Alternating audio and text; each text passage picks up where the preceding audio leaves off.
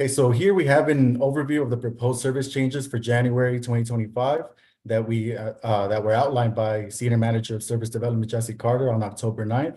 And at a high level, there are a total of 27 proposed service changes. This includes 15 service increases where we are adding service in some form to a route, 6 modified services or route adjustments, and then 6 scheduled timing adjustments. And Jesse will provide you with a little more detail on the proposed changes following this presentation. Next slide, please. So the FTA requires RTD to perform a service equity analysis for major service changes. And so I'll explain what defines a major service change during the Title VI policies section of the presentation. Next slide, please. So as a transit agency receiving federal funding, RTD must follow specific laws and regulations to ensure equitable services for all communities. These laws include the Title VI the Title VI Civil Rights Act of 1964, which prohibits discrimination in federally funded programs. It includes the FTA circular, which guides how agencies like RTD meet Title VI requirements. And then our board adopted Title VI program, which outlines the policies and processes we use to ensure compliance with this type of work. Next slide, please. Okay, so this slide here provides an overview of the 3 steps in the decision-making process for conducting an equity analysis. In step 1, we evaluate the type of change. And so in this step, if we determine yes, the change qualifies as a major service change, we move on to step 2, which is where we assess whether the change results in a disparate impact on minorities or disproportionate burden on low-income populations, which we refer to collectively as equity populations. And just to note, low income is defined as individuals at or below 150% of the federal poverty level.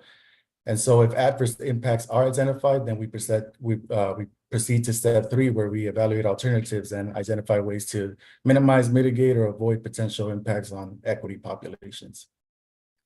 Next slide, please. Okay, so Title VI policies refers to major service change, disparate impact, and disproportionate burden policies.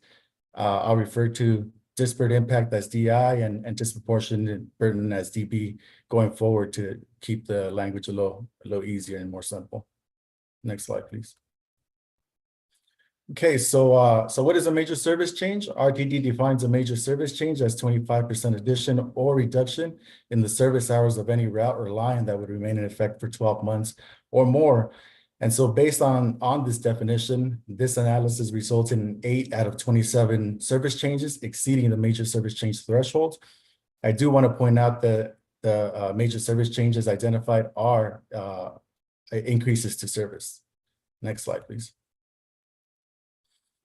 Okay, so DIDB, which we also know as Title VI policies, state that a major service change should not adversely affect equity populations 10% more than non-equity populations. And specifically, the policy states that for a service increase, equity populations receive no less than 10% of non-equity populations. And for service reductions, equity populations receive no more than 10% of non-equity populations. So given that information, I'll walk you through an example of how we assess potential disparities for the proposed changes. So this graphic here on the right shows that 25% of the non-minority population is impacted by proposed change. In order for us to calculate that 10% threshold for a service decrease, we would multiply 10% times 25 for a total of 2.5%. Then we add 2.5 to 25%, giving us a threshold of 27.5. So if the proposed change to a route or a line results in more than 27.5% of the impacted population being minority individuals, this would indicate a potential disparity for a major service reduction. And for a service increase, which is what we're looking at here today, we subtract 2.5 from the 25% for a threshold of 22.5. And so if the proposed change on a route or a line impacts minority populations at a percent that falls below 22.5, there is a possible disparity for a major service increase. And the same type of calculation applies for testing disproportionate burden DB. Next slide, please. Okay, so each Title VI policy is applied at the route level, and this analysis examines the demographics within a quarter mile of an individual route using U.S. Census data, and it helps us understand how changes will affect that specific population within the quarter mile. So one key data point to mention is that the service district average for minority is 37.5% and 14.2% for low income. The system level analysis combines all the block groups populations, not just those within a quarter mile. And this helps us to understand the net impacts on any service running through the block groups. So ultimately, this approach gives us a comprehensive understanding of how to ensure equitable access to our services. So because the system level analysis measures net impacts, the net impacts of system level analysis holds more weight than the route level findings. Next slide, please. Okay, so let's talk about route level analysis. To simplify, I created this table to indicate which changes have a potential DI or a DB at the route level. So as shown, routes 100, route AB1, LD1, and LD1 have a potential DI, and route 139 has a potential DB. All other routes do not have a DI or DB. And for explanatory purposes, I will go over route 35 just to show how DI and DB is examined. The board can refer to package pages 18 through 27 for the full details on the routes. Okay, so as it relates to Route 35, just a quick reminder that Title VI policies establish the thresholds in order to perform the comparison. So the result for Route 35 indicate that minority populations receive more of an increase in service with 1.01% compared to non-minority populations at 0.65%, a difference of 0.5%. This does not meet the threshold of 0.58%, and therefore there is no potential DI finding. On the other end, low-income populations stand to benefit slightly more with 0.19%, more of the benefit. This does not meet the 0.71% threshold, therefore there is also no DB found here. Next slide, please. Okay, so in addition to route level analysis, we also lay focus on key activity centers to better understand where customers are going. This analysis helps us look for changes to access to retail and convenience stores, academic institutions, social services, senior housing, and employment centers. And it helps us to assess increased, reduced, or new access to key locations. Next slide, please. Okay, so as we look at the 8 routes with the proposed changes, we can see that the service enhances access to various locations.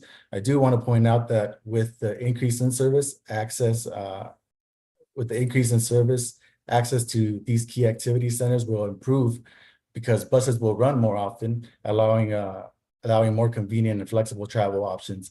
However, these changes do not add new centers. It simply enhances access to the existing ones.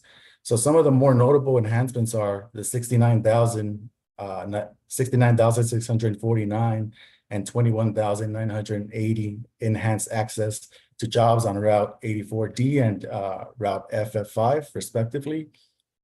Grocer access was enhanced to 176 locations on Route 83D and 170 locations on Route LD1. Improved access to social service centers on Route 35, Route 83D, and Route LD1 at 34, 85, and 59 locations, respectively. All other key activity centers also saw an enhancement in access to senior housing and academic institutions. Next slide, please. Okay, so now let's get into the system level results. As a reminder, system level results, I mentioned earlier, has more weight when considering that it does explain the net impacts of the changes as opposed to the route level findings. And so The minority populations here stand to benefit more compared to non-minority populations, 10.61% versus 10.32%. The difference here is 0.29%. This does not meet the DI threshold of 9.29%. Low-income populations stand to benefit more compared to non-low-income populations, 12.80% versus 9.89%, a difference of 2.9%. This difference does not meet the DB threshold of 8.90%. Next slide, please. Okay, so as it relates to service changes, outreach and public engagement is just as important. I'd like to highlight that the community and communications and engagement and the service development team partner to hold a citizen advisory committee presentation on October 10th, along with 3 public meetings, 2 which were virtual and 1 was in person. They also attended various events throughout the end of October to inform the public about the proposed changes, including the major service changes.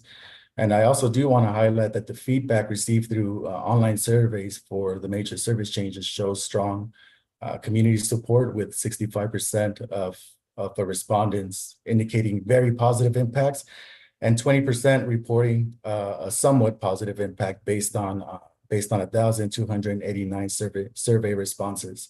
And I invite you to look at pages 15 of the board packet for a more specific breakdown of the percentages related to the major service changes.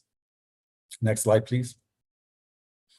Okay, the Transit Equity Office also played a key role in promoting the major service changes, specifically to equity populations through our multicultural outreach and engagement services contract. We conducted direct outreach to inform community about the proposed changes. These contracted community-based organizations help to spread the word across various locations, disseminating information at 9 events and reaching a total of 944 community members directly. Additionally, we advertise changes through community partners, including the Montbello Muse, Servicios de la Raza newsletter, and Denver Public Library.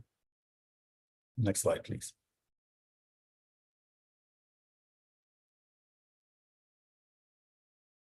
Next slide, please.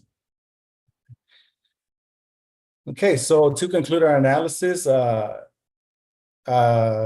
as I mentioned, the Title VI concerns are minimal and do not raise concern about inequitable distribution of benefits. At the route level, we observed only minimal differences between comparative groups, and there are no practical alternatives to avoid, minimize, or mitigate the findings. At the network level, there are no DI or DB findings. Equity populations actually stand to benefit more than non-equity populations. And lastly, the proposed changes also enhance access to key activity centers.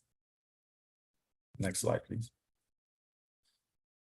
Okay, so to bring it all together, I presented the Title VI service equity analysis, methodology, findings, and the conclusion. This fulfills the FTA requirement for board awareness and consideration of the equity analysis. Therefore, staff recommends the approval of the January 2025 Title VI service equity analysis. And this brings us to the end of the presentation. I will kind of take any questions then. Thank you, Mr. Romero. Wonderful, thorough presentation, and always good review for all involved. So I appreciate your hard work in presenting this to us in this committee.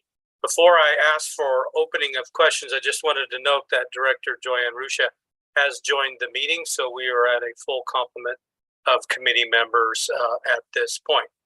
With that, any questions for Martin or Carl or Jesse? Director Lewis, floor is yours. Yeah, I just have to comment on page 64. That is pretty impressive, the access key to activity centers. I think that's what people have been looking for a long time, especially when we talk about, you know, connecting communities and the services they need. So I definitely will be copying that page and sharing it with as many people as I can. So thank you very much. Yeah, thank you, Director Lewis. Very good point. I see a hand raised for Director Ruscia. Floor is yours. Thank you, Mr. Chair. The dog didn't eat my homework, but the bus was late. I apologize. Uh, so I just had a question. On the slide where we talk about like activity centers or, grocery stores and the like, where are we pulling that data from? I think this might have been asked the last time we had a similar presentation. But I noted in the slide we just didn't have like a citation at the bottom, and I was curious where we get that information. And I will just the context behind that is I often see like grocery stores, but there have been times like in routes like in my district where I see that and I have to wonder, are we saying grocery store when it might be a convenience store, like a place where you can get a snack and a banana, but it's not a full grocery store. And then also when we talk about job centers, I'm just thinking given the economy and COVID and the like what date are we pulling that from? Does that make sense? So I just want to know generally, like those are really important data points, and I want to know where we get them from and how current that data is. Thank you, sir. Director Whitmore, for me. Please proceed, Martin. So this data is pulled by applying similar to the route level analysis. There's a buffer that is placed on or around certain routes, and this any key activity centers that fall within that buffer are pulled into the report. And so this information is dated as so we use NAICS codes to pull these key activity centers. Mr. Chair, if I may. Just a moment. Deborah Johnson, CEO GM, may have something to add to that, and we'll certainly come back to you, Director Arusha. Thank you, Committee Chair Whitmore, and thank you, Director Arusha and Mr. Romero, allowing me to intervene. I just wanted to qualify and clarify and define the acronym of NAICS codes because maybe everybody isn't familiar. We're talking about the North America Industrial Classification System. So basically, that's a standard utilized tool in which businesses classify what their core businesses are, and also a point of notification relative to what's on slide 14. It does say grocers and not grocery stores, just to further amplify the comment by Director Arusha when she said it may not be a full-fledged grocery store, but a grocer is somebody that sells things that can be consumed, eating. So to her point, that you could get a banana or a snack, this doesn't implicate or imply, that it's a full-fledged grocery store. Thank you. Thank you, Ms. Johnson. Director Arusha, I think you had a follow-up or two. Or Director Whitmore, can I add a little bit more to the context? Go right ahead, Carl. Thank you so much. So in addition to the NAICS code, the North American Industry Classification System, which is pulled directly from US Census data, so the key activity centers is more or less an amalgamation of different data sources, which includes the NAICS codes. In addition to that, it uses the longitudinal employer household data from the census data, and we also retrieve data from DRCOG on some of the key activity centers. So based off of all that, those 4 to 5 different data sources, and I would say they range in terms of the year that was provided. So the current year that we have right now is from 2022, but we're in the process of updating our key activity centers with the latest and greatest information. So I just wanted to add that finer point. Thank you, Carl, for answering part of Director Arusha's question there. Director Arusha, floor is back to you. Thank you, sir. That was actually a bit of my follow-up question. I think it was sufficiently answered. And then I just a request for staff, like moving forward, if we could and I used to be a teacher, so this is not, I'm not trying to be preachy. This is probably an annoying old habit of mine. Would you guys mind popping those citations in? I think we've had similar questions in the past in this committee, but that might just answer questions before we have to ask them. But yes, that actually filled it in for me very well, and I appreciate that. I also did have a comment / question about the survey, and that might come later on in the presentation. I'm in transit right now, so Mr. Chair, could you just kindly remind me, if it's not too late, if there will be time for, or when it is appropriate to weigh in on that survey? Well, I do not see any other requested questions from the rest of the committee, so now would be the time if it's handy for you. Thank you, sir. And this is, I thought a bit about how I would say this, and I'm not disparaging staff for the outreach we've done. I wanted to flag a concern. When I read the survey and I read the comments, and as I've promised, I read every single comment. So the gentleman who talked about potentially being a victim to a vacuum at DIA, if you're listening, I read your comment too.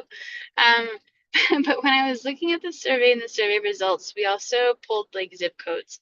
I'm very appreciative of staff for showing where those comments are coming from. And I couldn't help but to note, in terms of our outreach and our survey results, that like the area I represent, which is highly transit dependent, and that's just, like the far northeast, as well as a part of Aurora, didn't have representation. And so it's not to disparage the work that we did, but just to ask that as we move forward and we make more enhancements in this outreach process, that we pay attention to those areas as well. Again, I wasn't sure how to deliver that message, and I don't want to come off as saying staff didn't do something. I think we as a team, the entire team, that includes the board too, just need to be as cognizant as we can, and we need to go where people are and not just expect folks to come to us. So I will also take responsibility as a director to do my part to do better when these things are coming, to go to where folks are. And I wanted to make that comment because I also hold myself responsible. But thank you for folks, for staff for pulling this all together and for the work that you've done. And that concludes my comments on this topic for the evening. Thank you, Mr. Chair. Thank you, Director Rusha. I see no further director hands raised. So with that, we do have a proper motion by Director Sloan and seconded by Director Lewis. At this moment, I would ask, are there any no votes on the motion? Hearing and seeing no votes on the motion, I declare the motion carried 7 yes to 0 no's. Thank you very much. Let's move on to our second action item, the January 2025 service change. For the Board of Directors to approve the January 2025 service change as revised and summarized in attachment A, and to authorize the General Manager and CEO or her designee to execute contract amendments as necessary for private operators impacted by the service charges. Do I have a motion? So moved, Lewis. Thank you. Do I have a second? Second. And that was Director Harwick with the second. All right, thank you. We have a motion and a second, so I will now ask Fred Worthen, Assistant General Manager, Bus Operations, and Jesse Carter, Senior Manager, Service Development, to present this item. The floor is yours, gentlemen. Thank you, Chair Whitmore. I'm Fred Worthen, Assistant General Manager of Bus Operations. As Chair Whitmore stated, staff is bringing forth the recommended action to approve the January 2025 service change as revised and summarized in attachment A. As is customary, staff presents 3 service change recommendations over the course of a year's time for discussion and subsequent recommendations in alignment with their collective bargaining agreement with Amalgamated Transit Union Local 1001 for frontline operator work selection. Staff has previously briefed you regarding preliminary recommendations under consideration. At this point, I would like to invite Jesse Carter, RTD Senior Manager of Service Development, to join me with further details regarding the final recommendations regarding the service change. Mr. Carter? Thank you, Mr. Worthen. This is Jesse Carter, Senior Manager of Service Development. The January 2025 service change recommendations are relatively large service change, and so it has been received quite well from the public. We had 3 public hearings, one in person, one in via Zoom meeting and one via MS Teams, which were relatively well attended. Also, there was a survey done by our communications department, which had over 900 responses, which is very large in terms of a turnout to a response to a survey regarding a service recommendation. So with the January 2025 service change, we had a number of notable changes to include a restructure of a combination of, or recombination of the routes 1 and 44, increases to spans of service on the 24 and 73, increases to service frequency on routes 49, Route 105 on Havana, and the Route AD. Also, we had proposed a reinstatement of the eastern segment of the Route 35, which has not run since 2020, and reinstatement of 15-minute service frequency on the E and the H lines are also proposed. So with that, I do want to pay attention to everyone's time. I think there are a lot of things that are on the agenda, but I want to take this opportunity to thank both the customer services for their participation in our outreach process, and also civil rights for their participation in our outreach. With that, I would like to open to questions or send it back to you, Mr. Worthen. All right, gentlemen, thank you very much as always. Great work and important work. Are there directors that have questions? We have analyzed this wonderful service change update on numerous occasions, but certainly tonight is another opportunity. I do not see any hands raised. That indication of a very thorough presentation in the past by both of you, so thank you so much. With that, we do have a proper motion made by Lewis and seconded by Harwick. Are there any no votes on this motion? Director Rusha, I'm sorry, I just saw your hand raised. Go ahead. It was a no vote, sir. Okay, we will do a roll call vote. That's fine. Let me grab my list. All right, committee members, how do you vote? Vice Chair Bouquet. Yes. Director Harwick. Yes. Director Lewis. Yes. Director Rosenthal. Yes, and thank you to staff for increasing service. Director Rusha. Regretfully, no. All right. Director Sloan. Yes. And I'm the 7th member, Director Whitmore, and I vote yes as well. So the motion passes 6 yeses to 1 no vote. Thank you, Fred. Thank you, Jesse, for your presentation. All right, at this time, we will move into our 4 discussion items. And let's start with the first one. Obviously, we have Charlene Pileggi with us to give us an update. Our Chief People Officer, Charlene Pileggi, will present this item as usual. Charlene, the floor is yours.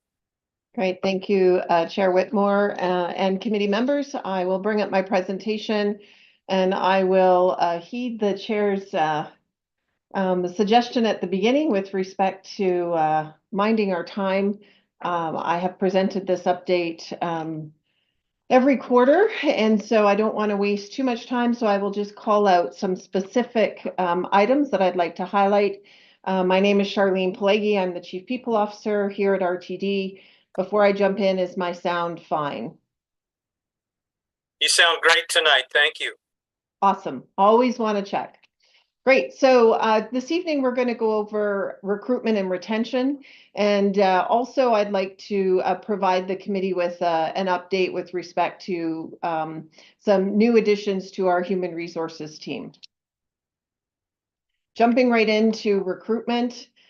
Key items I'd like to call out here is— Ms. Pileggi, if I may. Yes. The presentation is not visible. Is it not? Can nobody see it? No. Well, okay, let's try this again. I tested it GM Johnson before. So I came on early. I have witnesses. Let's go. Let's see. How about now? It is, and if you could put it in presentation mode, we'll be set. Will do. We good? Yes, there we are. Thank you There very we much. are. Maggie. Thank you. Proceed. Wonderful. Okay, so let's jump in. So recruitment, retention, and updates with respect to the human resources team. Would like to talk about recruitment. We're going to jump in here. Key items I want to call out on this slide is that we have reduced our overall vacancy rate by 3%. We had reduced it by 2% the prior quarter, and so we are now sitting at a 12% vacancy rate. We are, as of September 30, just under 3,100 employees against a budget of 3,457. Specifically looking at the quarter, our approach to hiring with respect to focusing in on high volume hiring, we continue to exceed our percentage of our hiring from the previous year. I think that's about a 27% increase in the number of hires. So that is the green arrow indicating we're moving in the right direction.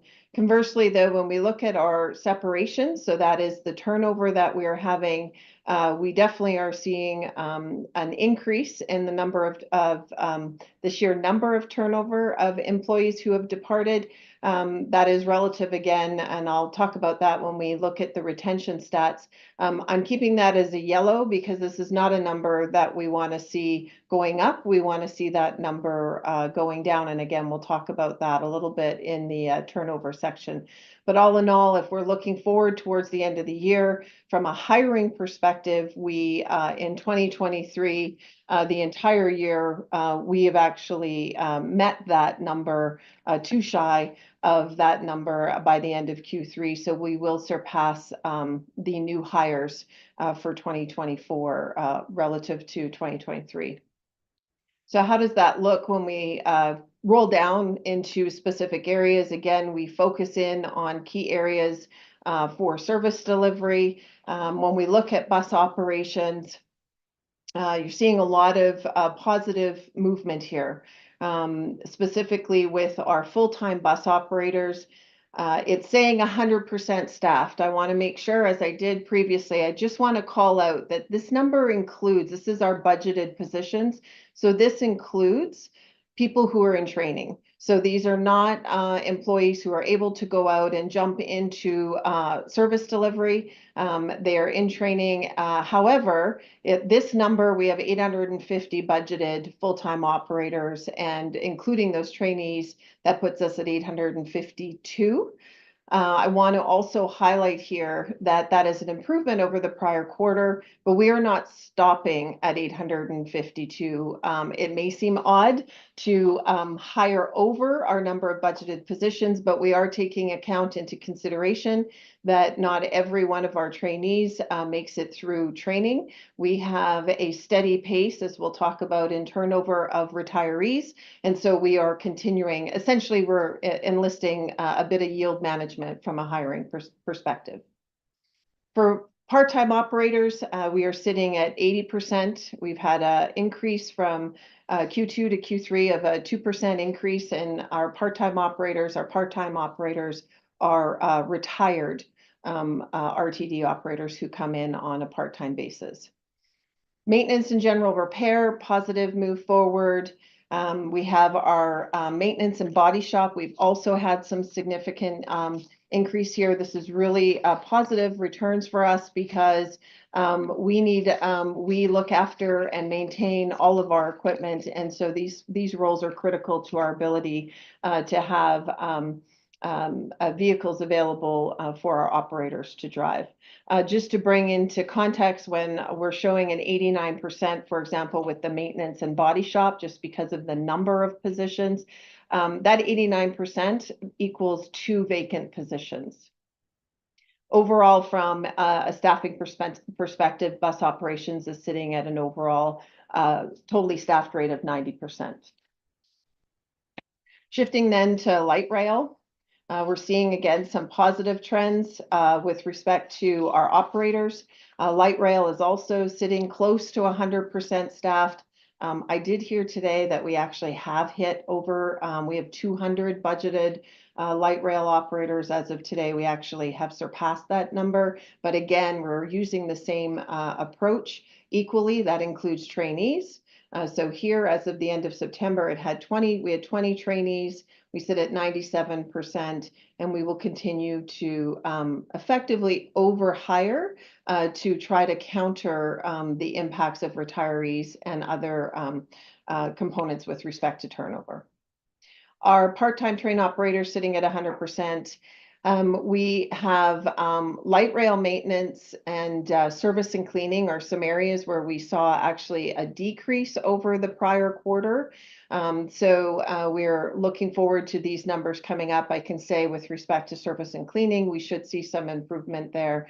But certainly still going in a much better trend than where we were in 2023 in these two areas. But we still have room for improvement, hence that these two areas are showing in the middle in the gold section of the graph. Maintenance of way, there is no change, and the overall staffing rate has improved by 1%. That's predominantly driven by our train operators. We're looking at our commuter rail. Commuter rail, I just want to highlight, we have had, again, similar to a couple of the positions we saw in light rail, specifically, we've seen some decrease in the percentage staffed. We still want to push into the green across the board, so that's with our conductors and engineers. But I also want to give for the committee's context, I want to give some context to the committee. You know, this change of -7. So the previous quarter for conductors, we were at 87% staff. We're now at 80% in that September 30th timeline. That's a reduction of 2 positions. We had 2 individuals turnover in that role. Same metric holds for our train engineers.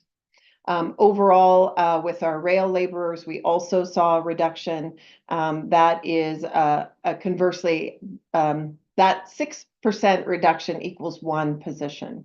So I just want to highlight those. We're still pushing. We want to get into the green, and we're still working on our hiring strategies for these positions. But overall, I think what I take away from this is that we've had some small turnover, and I'm hopeful that in Q4 we'll be able to counter that.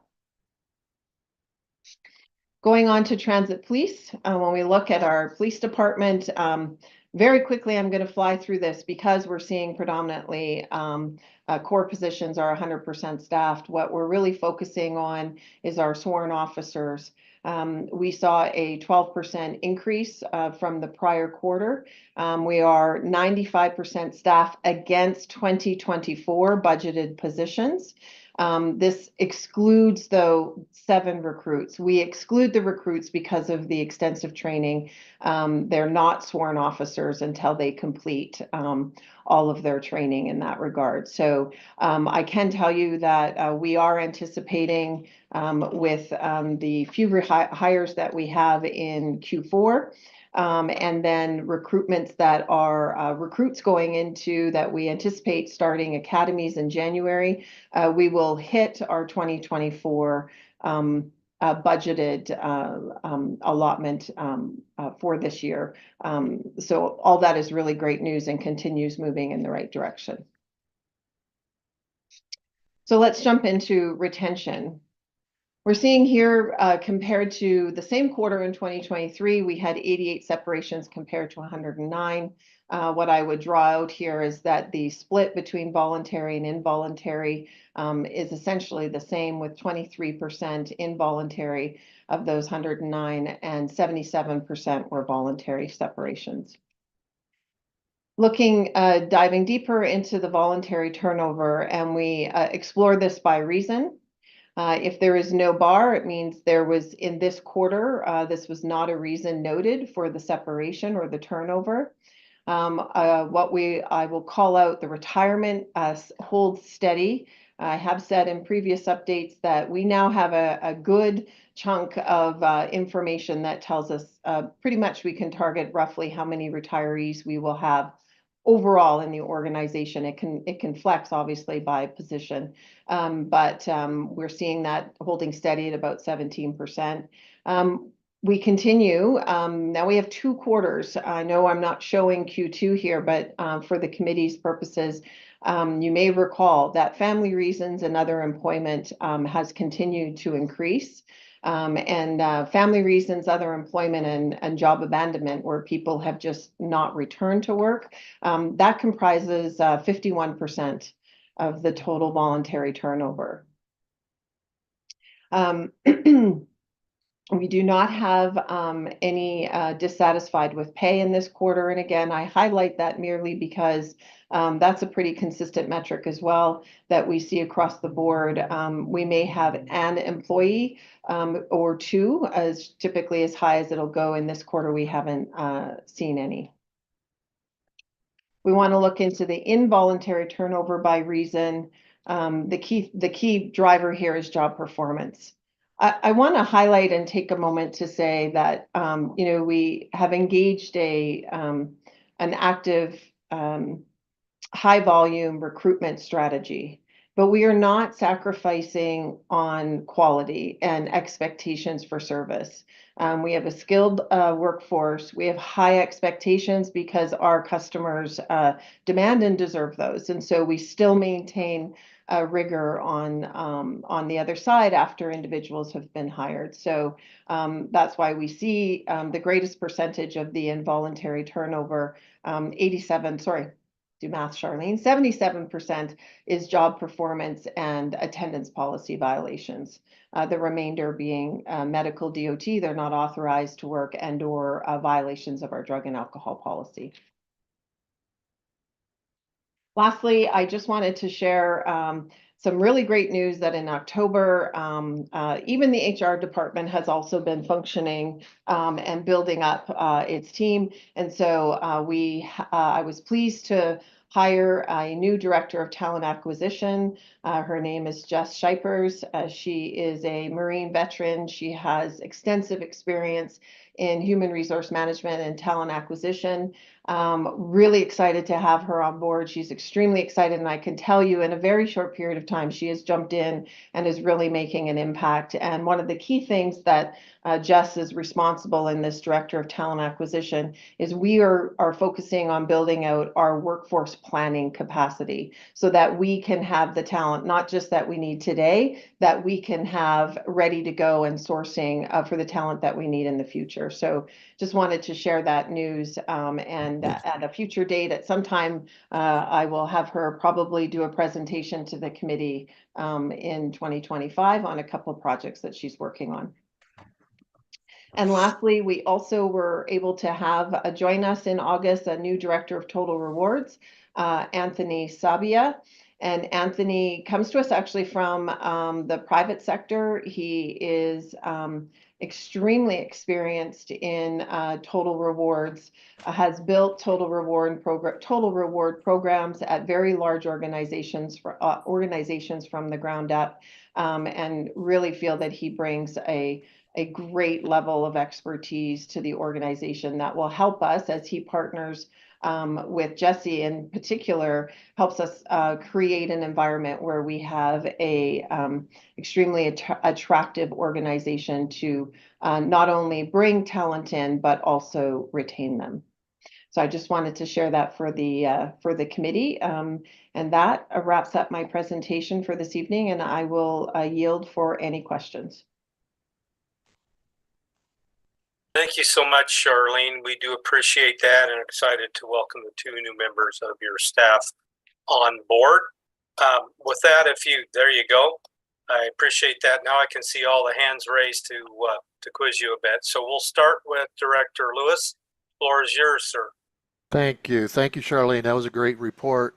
I'm just curious on the service cleaning. Even though we're at 75%, are we still able to complete all the cleaning requirements for our bus and trains? Yes, thank you for the question, Director Lewis. Yeah, I would also defer to AGM Worthen if he has anything to add, but the operations is doing what they can to adjust work schedules, to offer overtime, to adjust to that gap. So I would yield. I don't want to speak for the operations and how they've been managing the reduction in full-time staff. Mr. Worthen, if you would like to offer input, please do. So I can't speak for rail, but I can say that we are in a better position. We are about 85% staffed in service and cleaning, so it has really had no impact on the bus operations side itself. Between overtime and other adjustments that we've made, we have kept up with our cleaning schedules and regiment as scheduled. Thank you for that. Mr. Chair, my second question. Proceed. Yes, I was just curious, are there any ideas? I mean, this is a tough job because I know they're working odd hours, they're working at night. Do we have any incentives like maybe doing some training in other areas of RTD to kind of give them a purpose to stay here and not leave? Do we have anything like that on the table? Ms. Pelleggi? I was going to defer. I saw GM Johnson raised her hand. Go ahead, GM Johnson. Thank you very much, Mr. Chair, and thank you, Director Lewis, for the question. I think it's important to note that as it relates to service and cleaning, and CPO Pelleggi often references growth constellations. This is one of our entry-level positions, and as in most transit industries, it is a position that has a high level of turnover. I do know that we have present with us tonight, for instance, from the light rail side of the house, Eric Wright, who serves as the General Superintendent of Light Rail Transportation. And I do know when we had a time in which we were having some severe impacts, we basically leveraged other opportunities by leveraging contracts whereby we were able to get a memorandum of understanding with the union so we could bring in some other help so we could ensure that our vehicles were cleaned. One aspect we talked about as well as relates to bringing in greater levels of people that perhaps can do service and cleaning for like newcomers to the area. There was discussions, and now that Ms. Pelleggi has individuals that are staff, we were talking about perhaps using ESL, English as a second language, to ensure that people could have the ability to have some proficiency in English, and that is something we are exploring. I see Ms. Kirk, Julie Kirk, that serves as a senior business manager. Did you have anything additional to add, Ms. Kirk, relative to what I stated pertaining to light rail?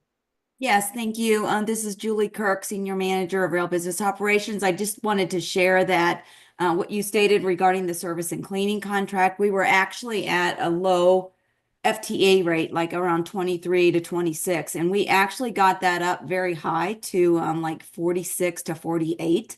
So we were able to actually keep up on the service and cleaning and getting our trains cleaned due to the recruitment efforts that we had. So I wanted to state that we were able to actually really do a great job because of HR and the recruitment and actually able to keep those trains clean. So wanted to give a shout out to our service and cleaning folks and to HR for their support. Thank you, staff. Great work. That's all I had, Mr. Chair. Mr. Thank you, Chair. Director. Sorry, Mr. Chair, may I just add one thing for Director Lewis? Certainly. Sure. I also just wanted to say, and GM Johnson touched on it, it is an entry-level position, and that's a key area where Jess Shipers is actually going to be focused and partnering with our Director of Learning and Development to help create those career constellations. It is entry level. What does entry level look like? How can we attract people to entry level, and how can we help them move along? One of the key things is just about any represented job that you have at RTD, where you are functioning in the operations, you typically may have a CDL. And so we also have an agreement with the union where they get a stipend if they get their CDL, to try to encourage them to get that so they can have future career development, and then that ESL program to offer it as an incentive and a benefit to help new English speaking individuals gather that strength so that they can also grow in their career in a predominantly English speaking environment. Just wanted to add that additional context. All right. Thank you, CPO Pelleggi. Director Sloan, the floor is yours. Yes, thank you, Chair Whitmore and the committee. Definitely a positive trend, and I appreciate this report. This question may be an opportunity to pat yourself on the back. I was wondering if you have pinpointed 1, 2, or 3 initiatives that have led to this positive. You've mentioned total rewards. I don't know if the number of applications have gone up, additional advertising, change in training, change in recruitment, change in supervision for retention. Have you looked? I know you're making a number of efforts in lots of ways. Can you just give us a summary of what you think worked? Sure. Thank you for the question, Director Sloan. So it's multifaceted. There's a number of things, and I could talk for quite some time on all of the different pieces. But if I had to identify it, the first one was put into place last year in 2023 when GM Johnson approved additional individuals, increased the number of individuals in our talent acquisition team, and provided appropriate headcount so that we could in fact go and do the work that was required. That was primary to have that ability and that support. Also partnering with eQuest, you may recall, we did a presentation in 2023, but eQuest is a platform where we can blast out our opportunities across multiple boards and hit of extremely diverse and very vast talent pool. So that also helped us reach more. And then specifically with our bus operations and rail operations, we adjusted and also added headcount in those areas so we could have partnerships so that we could be getting back to people quicker. You may recall last year we heard people saying people aren't hearing back. And we've addressed a lot of that. And so we're bringing people in, we're doing pre-hire sessions. This is what it's like if you're going to take a job as a bus operator. This is what it looks like. Are you still interested? Here's what you can expect. Here's what the reward is. So we're really hitting on a bunch of different areas, but those would be the few that stand out. From a retention side, there's the manager and supervisor training that was rolled out, which details a significant amount of time on values, culture, strategic objectives, and how to have difficult conversations and how to approach things, individuals and situations from a place of positivity as opposed to negativity. And I think I was in a meeting with the president of the ATU, and he actually said to me, I used to go out and talk about the toxic RTD management, and I don't really do that very much anymore. I don't want to speak for him and say he never does it, but he did say to me, I very rarely say that now. There's all those things that all are the changes that are happening that everyone in the agency has a foot in, not just HR. Thank you and congratulations. Thank you. Thank you, Director Sloan. All right, Director Harwick, the floor is yours. Thank you. Ms. Pelleggi, I don't think you'll be able to answer this question right now, but I'm just curious, and maybe for the next update, I'm just curious if we know, I can't remember if it was 109 people that separated from us. If we know, like, those 109, like, sort of how long they were with us before they quit. Like, are we looking at, like, are these people with us for 2 weeks? Are they with us for 2 years? And I understand that there will be, a median and an average, but I'm just kind of curious because it's like, are we losing people right away? And just because that might also help inform things, moving forward. Yeah, thank you for the question. So I can't answer it. I can't answer it today. What I can tell you though is I've already convened a task group within HR. We are starting to look at our stay interviews. We're looking for correlations there. We are starting to look at our exit interviews, and we're even looking at what else can we do to try to get more information. Maybe even following up with people. There's requirements around this, but even after they've left, so that we can examine that. And then we're also looking at date, and we're trying to see where we can find are there areas, did we hear in the stay interview, just to give an example, at 90 days, that they were having challenges with the schedule? And then, what happened? Did they leave, and did they equate it to family reasons or something else? So we are doing that. That can be a future update. I'd be very happy to grab, because one of the pieces I would just end with on this question is, when you do a high volume hiring strategy, one of the potential, there's a lot of pros, but one of the cons to it is that you could have higher turnover. And often that turnover is driven by fit. So because you're moving quickly and you're hiring quickly, you may be missing some fit components. So we're also going to look at that, because whatever we glean there, we can input into the front end. So more to come, but we are actually working on that too. Great, thank you. All right, thank you. Very good questions, committee members. I don't see any other hands raised. So great job, Charlene. Appreciate the good news. Oh, there she is. She snuck it in right at the last second. Director Rusha. You'll miss me when I'm gone someday, sir, I promise. Thank you, Ms. Pelegi, for your presentation. I have a couple of follow-up questions, Mr. Chair. Is it okay if I just dialogue for speed? Yes, that would be preferred. Thanks. Thank you, sir. So Ms. Pelegi, going back to our bus operators, and this might be a bit anecdotal, so I understand, or maybe you don't have the hard data, but like roughly how many of our operators stay through training? Like you noted, not all of them make it through training. Do you have any insights you can give us on that? And then just to that end, like what for our new bus operators, like what are their attrition rates as new hires? Like whether it's over a 1 or 2 year period, I'm sure internally we're measuring that. Is that something that you could speak to?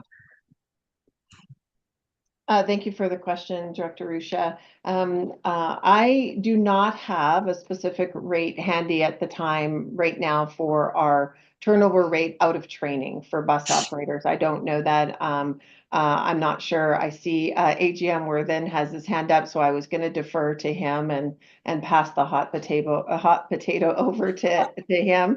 But I would before I jump there, that 1 to 2 year period, that's part of the deeper dive that we are going to do, that I was just sharing with Director Harwick, because or responding to his question, because we do need to look at that. We need to dig deeper into our data to find out whatever we can to see what's driving it, so that we can find the right inflection point to put in a strategy to mitigate it. So I'd like to tell you I have that number, but I don't. Understood. Mr. Chair, I was just saying Mr. Worthen has his hand up. Yes, go ahead, Fred. Yes, I can provide you with some information that you're requesting, and thank you for the question. About 75% of those who enter training actually graduate. We have about a 25% attrition rate. I will say that that is actually not really bad, even though it may sound like on the surface. 60% of our operators that enter training do not have a CDL when they join the agency itself. So a lot fall out as they go through the early process of trying to obtain a CDL or getting a better handle on what the job of a coach operator truly is. But the majority of our turnover rate really happens during the first 18 months of a person's employment. Generally, if I can get them to the 18-month mark, then they'll stay 5 to 10 years. And then after the 18-month mark, then it really starts turning into longer term employees that are retiring. We have taken a lot of initiative over the past year to focus on the individual's first 18 months. We used to focus on the first 90 days when they were in probation. Now we actually have our HR business partners and our managers and supervisors that are really checking on a regular basis in with our employees their first 18 months. We started that initiative over the last year, and that has made a difference for us. We're seeing more positive relationships, and the employees are also feeling more supported. And we're getting a little better flavor for what some of their challenges are and addressing them a little earlier in their tenure as well. Thank you. That was a very thorough answer to my question. And I'll take a moment of director's privilege until the chair cuts my mic. But as one who was also an operator and I heard won the rodeo, Mr. Worthen, I hope you can also provide pictures at our next meeting. That was a joy to hear at our last one. But thank you for that thorough dive. That's what I was getting at, and I appreciate. And I had a thought as you were speaking. Even if someone doesn't work out as an operator, maybe there's another position at RTD that they would be qualified for. It would work better for them. I won't ask the question. I'm so sorry to Miss Pelegi. I didn't mean to hot potato, but if that's not something that we're doing, maybe that is something that we could try. And if it is something that we're doing, then kudos, because that also that can that's also a return on our investment, right? So I just wanted to kind of put that out there. And then and this is not meant to be a hot potato, but I can't help but to notice, unless I misunderstood the transcript or what Miss Pelegi was saying, was that our bus staffing rate is 90%. Did I hear that right? And then I think about like our OTP performance across all of our bus categories is low, and it's dropping from what we saw last year, and that was in our board monthly report. And lots of factors can go into that, but that is a performance issue generally. And I'm wondering, is there anything, relative to what we're talking about on this discussion item that might impact OTP, or is that something for a separate committee discussion?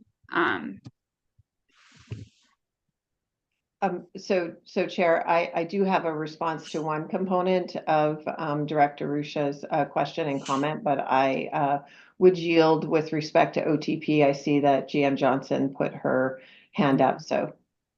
Whichever one of you would like to start. Well, I will just, if I can, Committee Chair Whitmore, I'd appreciate it. And thank you, Director Rusha, for the question as you talk about on-time performance. Just broad brushing, there is a myriad of different factors when you look at a year-over-year comparison. Quite naturally, as you can see through central parts of our service area, there has been an increase in construction activity relative to roadways and things of the like, and recognizing that we do not operate in a fixed guideway configuration, just like anybody that would be driving a single occupant vehicle, we are impacted as well as to slowdowns and things of the like. And that's a critical factor because we in turn can't hit our time points accordingly. And so that is one definitive factor as relates to on-time performance for fixed route service. In comparison, if you look at rail, the on-time performance is relatively in line to year over year. Quite naturally, we are not competing in the same type of mixed use environment when we talk about operability. More so as we talk about hiring, I will defer to Ms. Pelegi because there's a myriad of different factors relative to the opportunities that people have in reference to having sick days and call outs and things of the like that may yield to a missed trip or something of that magnitude. And prior to going to Ms. Pelegi, I would ask Mr. Worthen if I captured that correctly, if he would like to supplement anything that I have outlined relative to on-time performance in reference to the environment in which we operate, since we do not have dedicated lanes, nor do we have transit signal prioritization and other intelligent transportation systems within our transportation network that we could utilize. Go ahead, Fred. Thank you, Ms. Johnson. Fred Worthen again, AGM Bus. As Ms. Johnson said, there are a myriad of issues that run into on-time performance itself, traffic construction, safety incidents, ridership trip pattern changes. Sometimes there's even segments of a route that have challenges. Traffic, even a simple thing as a stoplight traffic pattern change can significantly impact the running time of a route itself. But we do constantly review our on-time performance, and that's why you see a lot of the adjustments that we bring forth as part of our service change are what we call maintenance of schedules, which are to address the types of issues that we're speaking of right now. All right, and Ms. Pelleggi, did you have something else to add too? I just had one thing to add. I just wanted to confirm for Director Ruscia that we absolutely do partner with our union partner. They're very strong and very positive partners with us. When we have individuals who may be struggling from a performance perspective in one area, or maybe even just decide that this role just isn't for me, we do where we can work. We obviously need to be mindful in safety sensitive positions if some of that performance is pertaining to their ability to perform in a safe manner. But we absolutely do that. If we can find another opportunity for them within the agency that would work, we do that. We have examples of that, and I'm really pleased that we have a very strong relationship and a great partner in the union that helps facilitate those conversations. Director Ruscia? Yes, thank you, and thank you for those responses, and thank you for that, Miss Pelleggi. That was good to hear, and I'm glad we're doing that. I also just want to note, just for the committee's edification, like I brought up OTP not to get us off topic because we're talking about hiring, attrition, and the like, but I couldn't help but to wonder, because it has been dropping, if we saw trends, if there was something we can do on the training standpoint. I never want to put things on our operators. These are system-wide issues. But that was the context for my question. I certainly didn't mean to, I hope I didn't take us out of order with that question, given the topic. And then I just had a question I'm so sorry because I don't remember what packet page it's on. But the page where we have like the speedometer, it looks like, I can see where it says like we're 85% of, which I assume is 100, to 100, but we don't have the raw numbers. And I know, Ms. Pelleggi, you whipped through a couple of them in your presentation.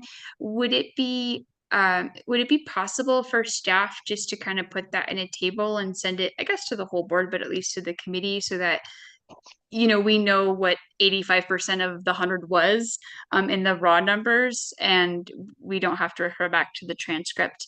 I think that would also just be helpful for us as well, for me, but just for us, like in performance. I do appreciate the presentation and the brevity and how direct you were and informative. When I was reading it just as a preview, that was the thing I was looking for, were some of the raw numbers. So if it's something you could follow up with, just a super simple table, I'd appreciate it. And I think it'd give us something to kind of have before the next review, if that makes sense. So that was my only comment question, and thank you to staff for putting all this together and for entertaining my questions. All right, thank you very much. I do not see any other hands up. So with that, we will conclude our first discussion item for the evening, and we'll move to the second one, and that's the transit police update. At this point in time, I would like to ask Steve Martingano and Glenn Horn, both co-chiefs of RTD's Transit Police and Emergency Management, to present this item. Gentlemen, the floor is yours. Perfect. Can you see my screen? We can. Thank you. All right, perfect. I also practiced before the meeting, and I'm glad I got it right this time. I'm Steve Martingano. I am one of the co-chiefs of the RTD Transit Police Department and Emergency Management Division. And then also here in the panel is Glenn Horn, the other co-chief for the police department. So I'm just going to go over the Transit Police and Emergency Management update. Pretty much the outline is we're going to go over strategic implementations, evidence-based policing, strategic priority alignment, and performance data outputs. So in regards to strategic implementation, we are going to cover a little bit of back to basics, people power, and a welcoming transit environment, all of our strategic initiatives. So the welcoming transit environment, for those that do not know, RTD received a grant that we have put in live looking cameras. We're supposed to be putting those into all of our vehicles. At the current time, we have 100% of our buses have the live look in.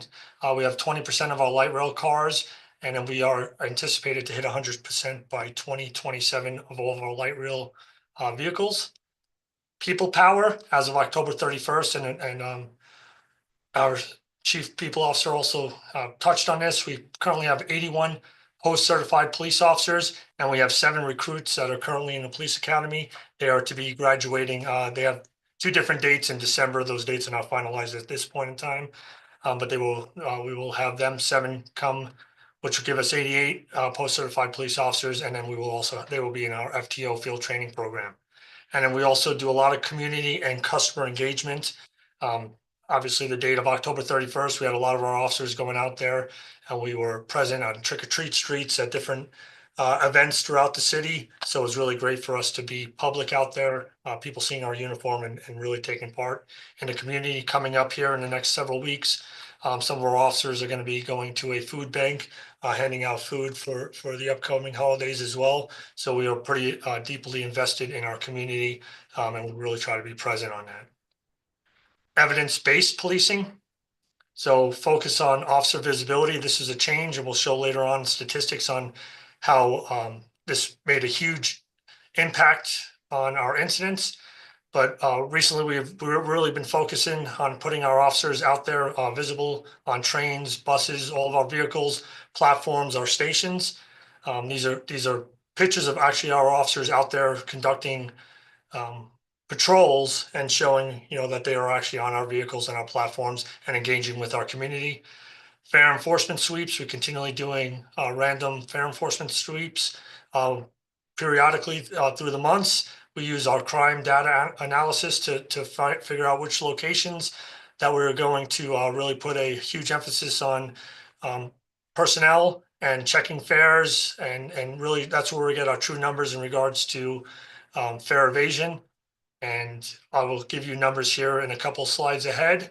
And then we continue using our mental health clinicians and our homeless outreach navigation teams. We are in the process here. We just received the contract back from WellPower, so we're going to continue in 2025 with them.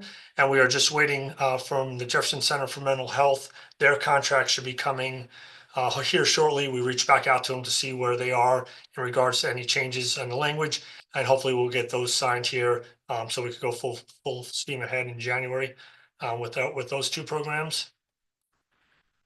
We are in the process of getting a procurement for updating our CAD system, which are our computer-aided dispatch, as well as our RMS system, which is our records management system.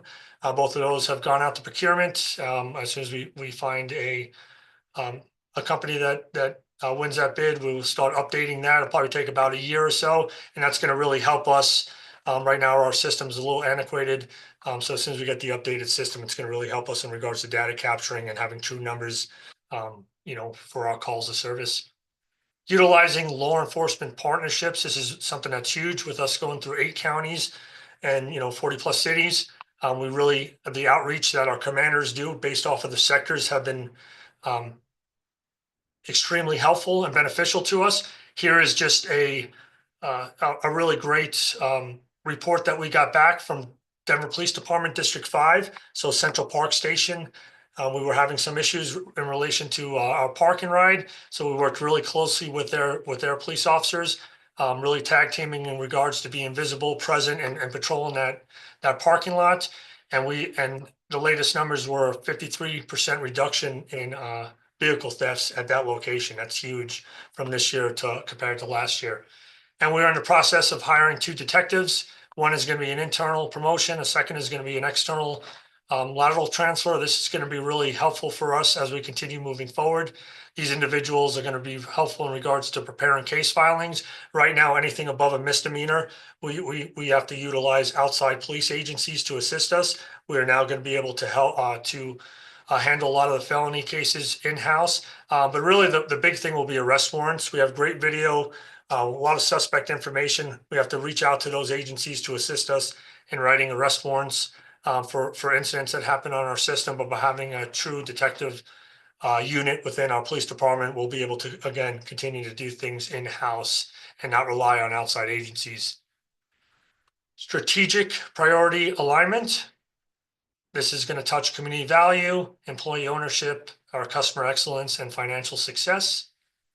So community value, a program that was initiated here a couple of years ago, has been our vehicle report cards at our park and rides. We continue those. We really look at our statistics and find out which park and rides have higher incidents. And then we send teams out there and they do a report card. They actually walk around the vehicle. They check the vehicle to see if the individuals locked their doors, if they had anything out on the seats that are visible through windows that will entice someone maybe to break a window and break into their vehicle. If they roll down their windows during the summer months and such. And so we did 20 park and ride locations year to date. We checked over 3,300 vehicles, and 95% of our vehicles that we checked have passed. We leave a report card on the windshield. We get a lot of customers that call up and thank us for that. They don't, a lot of times people say they don't see us out there, but by putting those report cards on their windshields, they realize that we do check our park and rides and are very involved in making sure that their property is safe on our properties. We replaced or added over 250 cameras throughout the district. A lot of these cameras were older, so we improved the technology, which has been really helpful within our video investigations team. And crime prevention through environmental design, we continue to use CPTED. So anytime we have issues at bus stops, platforms, or maybe adjoining areas of other businesses or residences, we work with those cities, entities, and well as those landowners, and try to work on ways that we could better clear up an area, maybe trim a bush, pull some weeds, do something to make the area look more inviting and be less of a target area for criminal events. Customer excellence. This is where the fair sweeps across our districts. From July to September, we contacted over 40 trains. We wrote 851 fair enforcement warnings, issued 167 citations.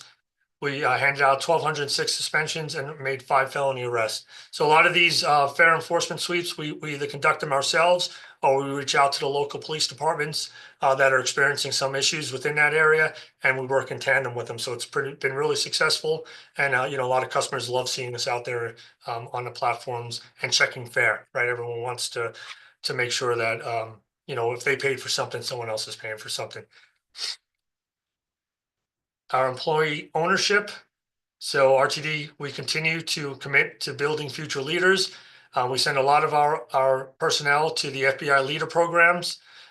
Currently, our command staff all completed the trilogy, and we are going to be presented here in the near future with the Agency Trilogy Award for all the command staff completing that.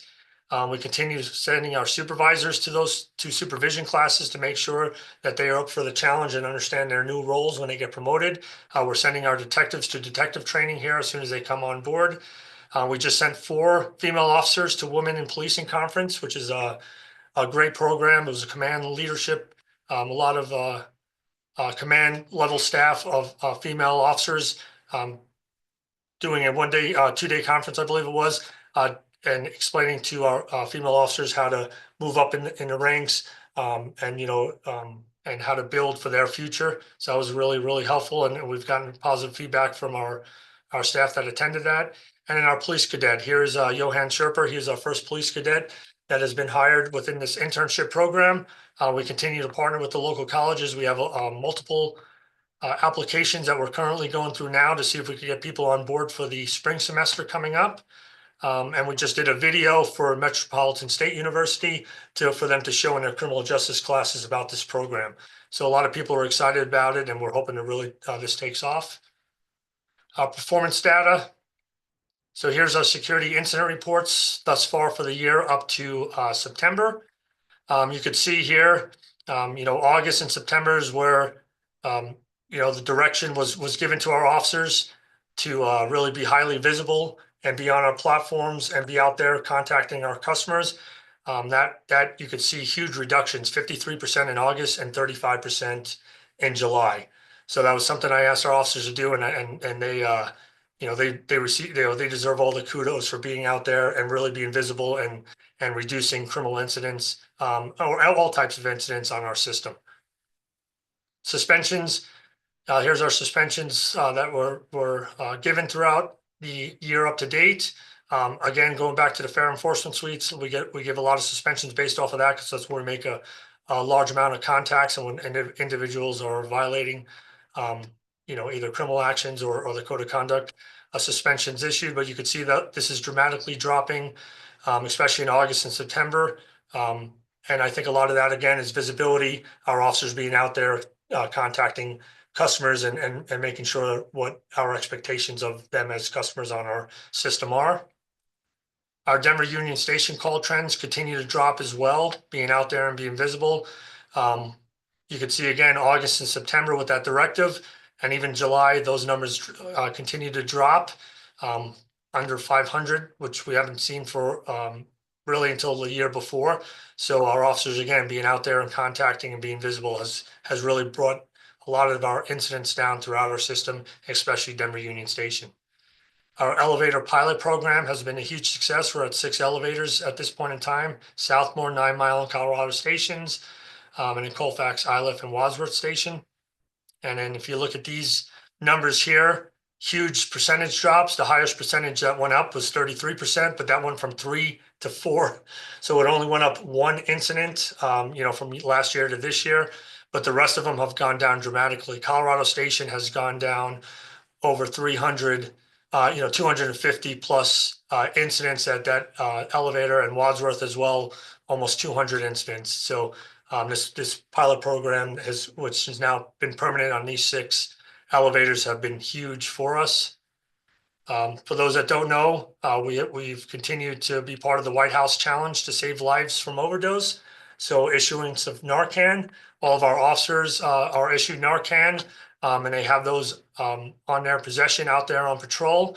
And we also provide some of our security staff with Narcan as well, a lot of the mobile units, and we put them at locations like Denver Union Station, Civic, Boulder, some of our higher,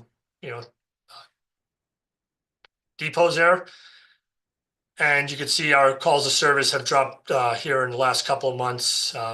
We haven't had to administer a lot. And I think, again, if you look at the really the high visibility enforcement and being out there, 3 and 2 in those 2 months, I think, again, a lot of that is being highly visible, and maybe individuals, by seeing us out there, are not utilizing narcotics on our system, knowing that there's presence there.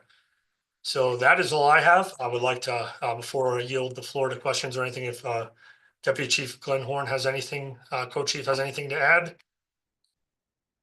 Not at this time. I'll wait to see if anyone has any questions. All right. Thank you both. We'll open the floor to questions. Appreciate your report, Chief Martingano. Director Lewis. Thank you, Mr. Chair. I just want to give a shout out to Co-Chief Horn.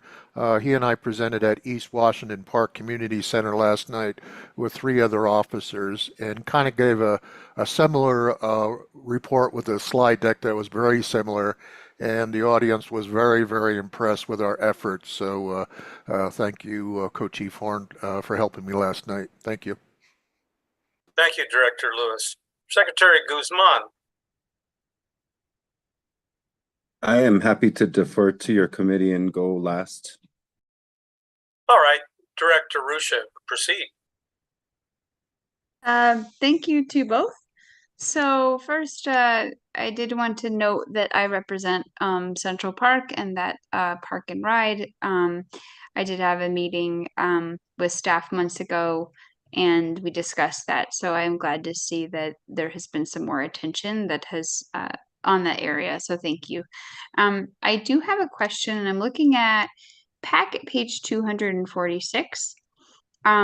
I don't know if I misunderstood, but I'm interpreting this page where it says customer excellence. In the first bullet says strategically conducting fair sweeps across the rail network. I don't know if I'm misinterpreting it, but what I understood from the presentation is that we're doing strategic sweeps based on other crime data, and some are resulting in felony arrest. There are several steps from one A to B, right? Or A to Z. And so I guess I'm wondering is how does a fair check result in a felony arrest? We know by studies that people from all different backgrounds commit fair evasion. Like, are we running records to see if they have a warrant? Are fair sweeps random? Is the entire train swept? Do we make an announcement? And that was a Fourth Amendment hot potato for anyone who might want to address that. Again, it's possible I misunderstood this slide as I was listening to the presentation, but I did want to kind of understand more about our targeting. And again, how does a fair sweep result in something like a felony arrest? That's quite a jump. Would either of our co-chiefs like to weigh in on that matter, or CEO GM Johnson? Yeah, again, Co-Chief Horn here. So Director, to answer your question, so with fair enforcement operations, again, they're based on either stats or, operator concerns. Can you hear me? I'm sorry, sir, you're cutting out. For me, anyway. Cut out just a little bit, Chief. You might just rephrase what you started with, and I think we'll be fine. Okay, so we do fair enforcement sweeps, like Co-Chief Morgano stated, whether it's based on crime stats or operator concerns. So first, they're not targeted. We have signs up that's stating that we're doing fair enforcement operations. At times, we come in contact with individuals. As you stated, some have warrants. We also have oftentimes video investigations involved in the process. So from the initial contact, it could lead to, felony arrest with someone either is armed. I think a couple fair sweeps ago, it was someone that had like 800 fentanyl pills. I know one of those, we were actually riding on one of the lines and observed a fight occurring on property, and one of those subjects had a weapon on them. So again, it's, the way we get, from a fair enforcement initiation to a felony arrest could be a myriad of, reasons, but I just wanted to be clear that it's definitely not, targeting, but, at times individuals have warrants, and from there, they're, arrested and booked, and narcotics and weapons and other things, are discovered at that time. Mr. Chair, may I rephrase my question Sure. a little? Thank you. So, so if we're doing a fair sweep and someone they cannot produce their ticket, okay? We already, how does that lead, how does that lead to like I'm assuming a search, or if you're, I'm trying to figure out how do you get from A to B or Z in this case? What sort of, can you describe a scenario by which that would happen? Right. So oftentimes when we do a fair enforcement sweep, we identify a subject, right? From there, a name and date of birth is typically provided because some type of like notice is usually issued, so which leads to a person being identified. That way we know who we are in contact with, right? After a person is identified, of course, that information is provided to dispatch, right? Dispatch will respond and, and advise, if a subject has, warrants or whatever. And then from there, it just leads to, other offenses. So really if I may, because I think we're having a disconnect.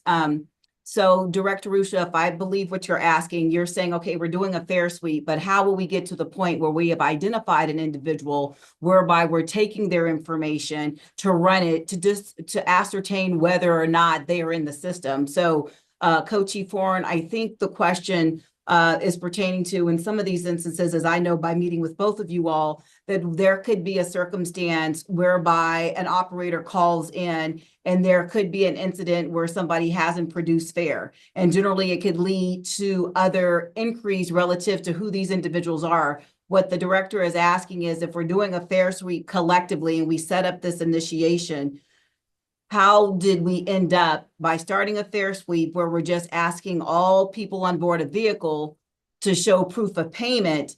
How then did we end up with basically a felony arrest? You're right. So maybe I guess not processing the question, because again, to me, if we're doing a fare sweep or if we're called to, a scene, to the buses. Right. So When I think what the issue is on the slide, the way it's outlined under customer excellence, there's a myriad of activities.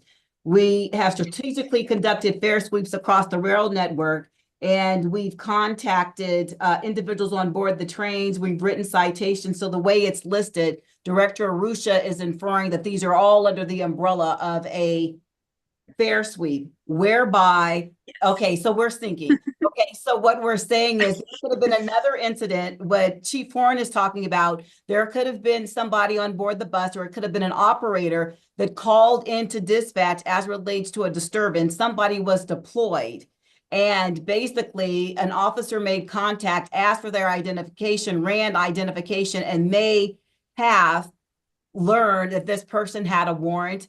That person may have had illegal substances on them, hence, and they were arrested. Chief Horn, would that be a correct? Yes, ma'am. Okay.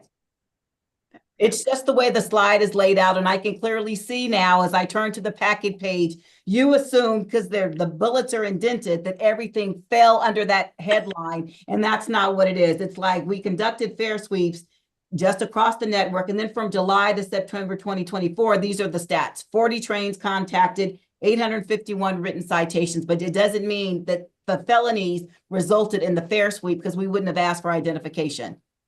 Martin, Gano, and Horn, would y'all agree with what I just stated? Yes, ma'am. Yeah. Okay, got it. Thank you, Miss Johnson. I did, I think, rightfully infer because of the indent, so I was taking it in a linear fashion. That addressed my question and my concern, and there is no more Fourth Amendment hot potato, and I yield. Thank you, ma'am. All right. Thank you all for the clarifications. Secretary Guzman, the floor is yours. Thank you kindly. So I'm going to go to packet page 246 or slide 12 as well. A general question, and this can be for follow-up. This is from July to September of 2024 only. Is it possible to see the statistics from the beginning of the year until current, as much as we have? And that can be sent out later in a follow-up. Also, can we get some of the demographic information under those numbers, if possible? One of the concerns that I had when we renewed the, I don't want to misstate it now. Code of conduct. So if I may, Yes. Director Vaughn, you had concerns relative to certain demographic segments of our customer base perhaps being inadvertently impacted? Yes, and so I would like to see the statistics behind that. Also, it's been requested of me as a director in having conversation with legislators to help inform their policy making for protection of frontline workers. And so this specific slide is very, very important to that conversation. So I'd appreciate a follow-up on that.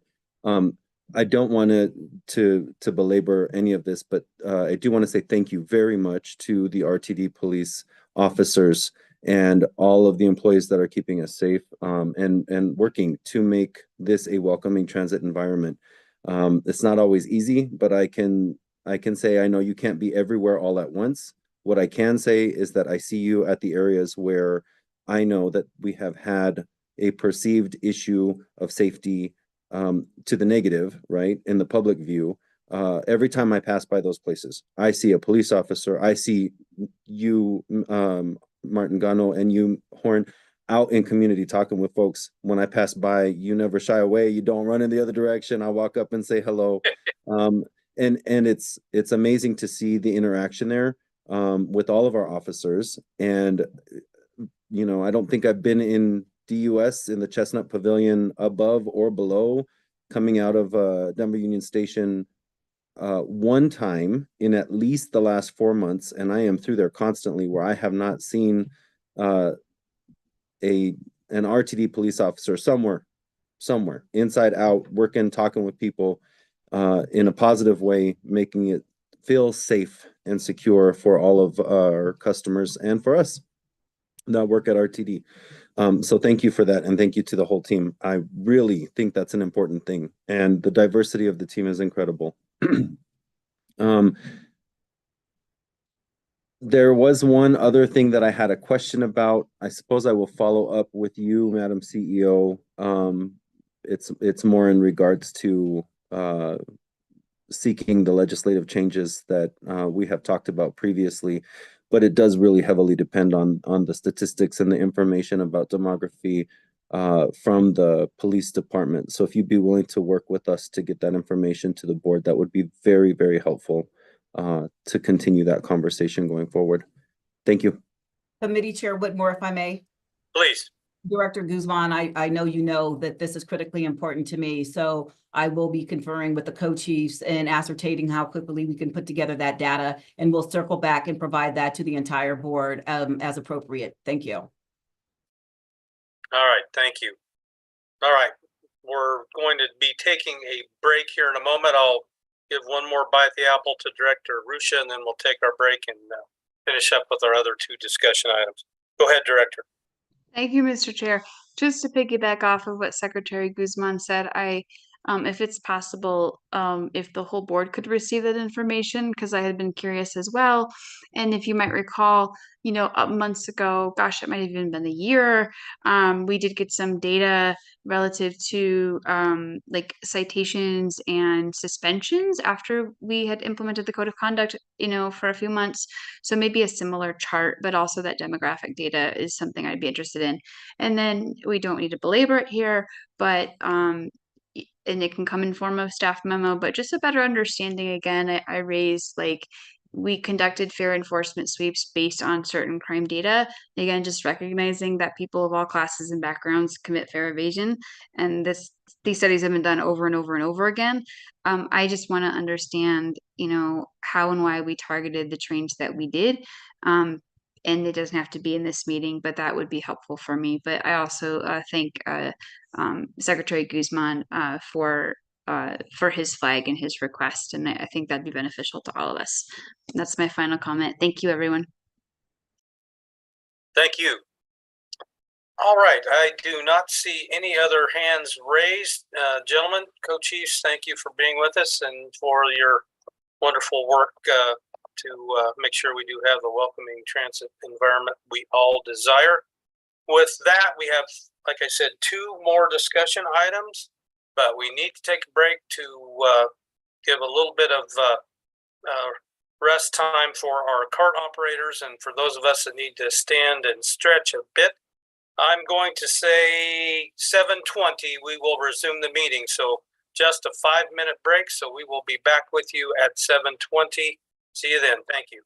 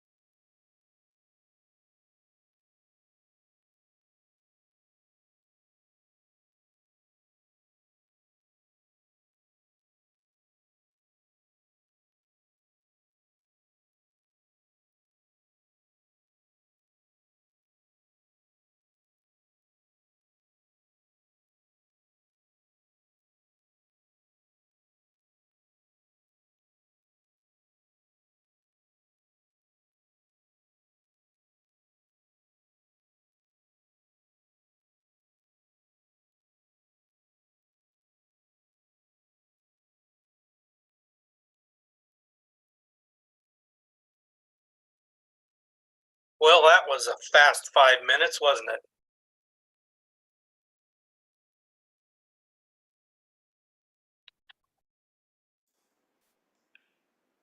As he speaks to an empty room. From my empty brain, Director Lewis. Okay, I've got 7:22, so we're running a little behind, but I think we best get going since I said 7:20. So let's go ahead and start recording. All right, thank you. Welcome back. We have completed our break and have two more discussion items on the agenda this evening. So, third discussion item is Facilities and Fleet Transition Plan, also known as FFTP. And I'd like to once again call on Fred Worthen, Assistant General Manager, Bus Operations, to present this item. Fred? Good evening, Chair Whitmore. Thank you very much. Hopefully my screen is showing. We're good. All right. Thank you, and good evening, honorable board members. I'm Fred Worthen, Assistant General Manager of Bus Operations. This evening, I'll be joined by Lance McNiven. Mr. McNiven is a consultant for WSP and has served as the project manager for WSP. So we will be tag teaming our presentation together this evening. So tonight we'll provide you a brief overview of the project background of the various fuels and technologies under consideration for the final fleet and facilities blueprints, incremental strategies we'll take to work towards a net zero goal, and next steps in the process. It's hard to believe, but as a bit of background, 18 months ago, on April 25th, 2023, the RTD Board of Directors passed a motion to approve a scope of work and solicitation for consulting services for the development of a holistic low and no emissions facilities and fleet transition plan that is compliant with the bipartisan infrastructure law. The goals of the facilities and fleet transition plan are to achieve a net zero emissions from facilities and fleet by 2050 and achieve and maintain a state of good repair for 100% of our facilities. Ultimately, the work will culminate in a comprehensive facilities blueprint and FTA compliant zero emissions transition plan by December 13th, 2024. So fleet and facilities planning for RTD is very complex, and I believe I have discussed this with the board on many occasions.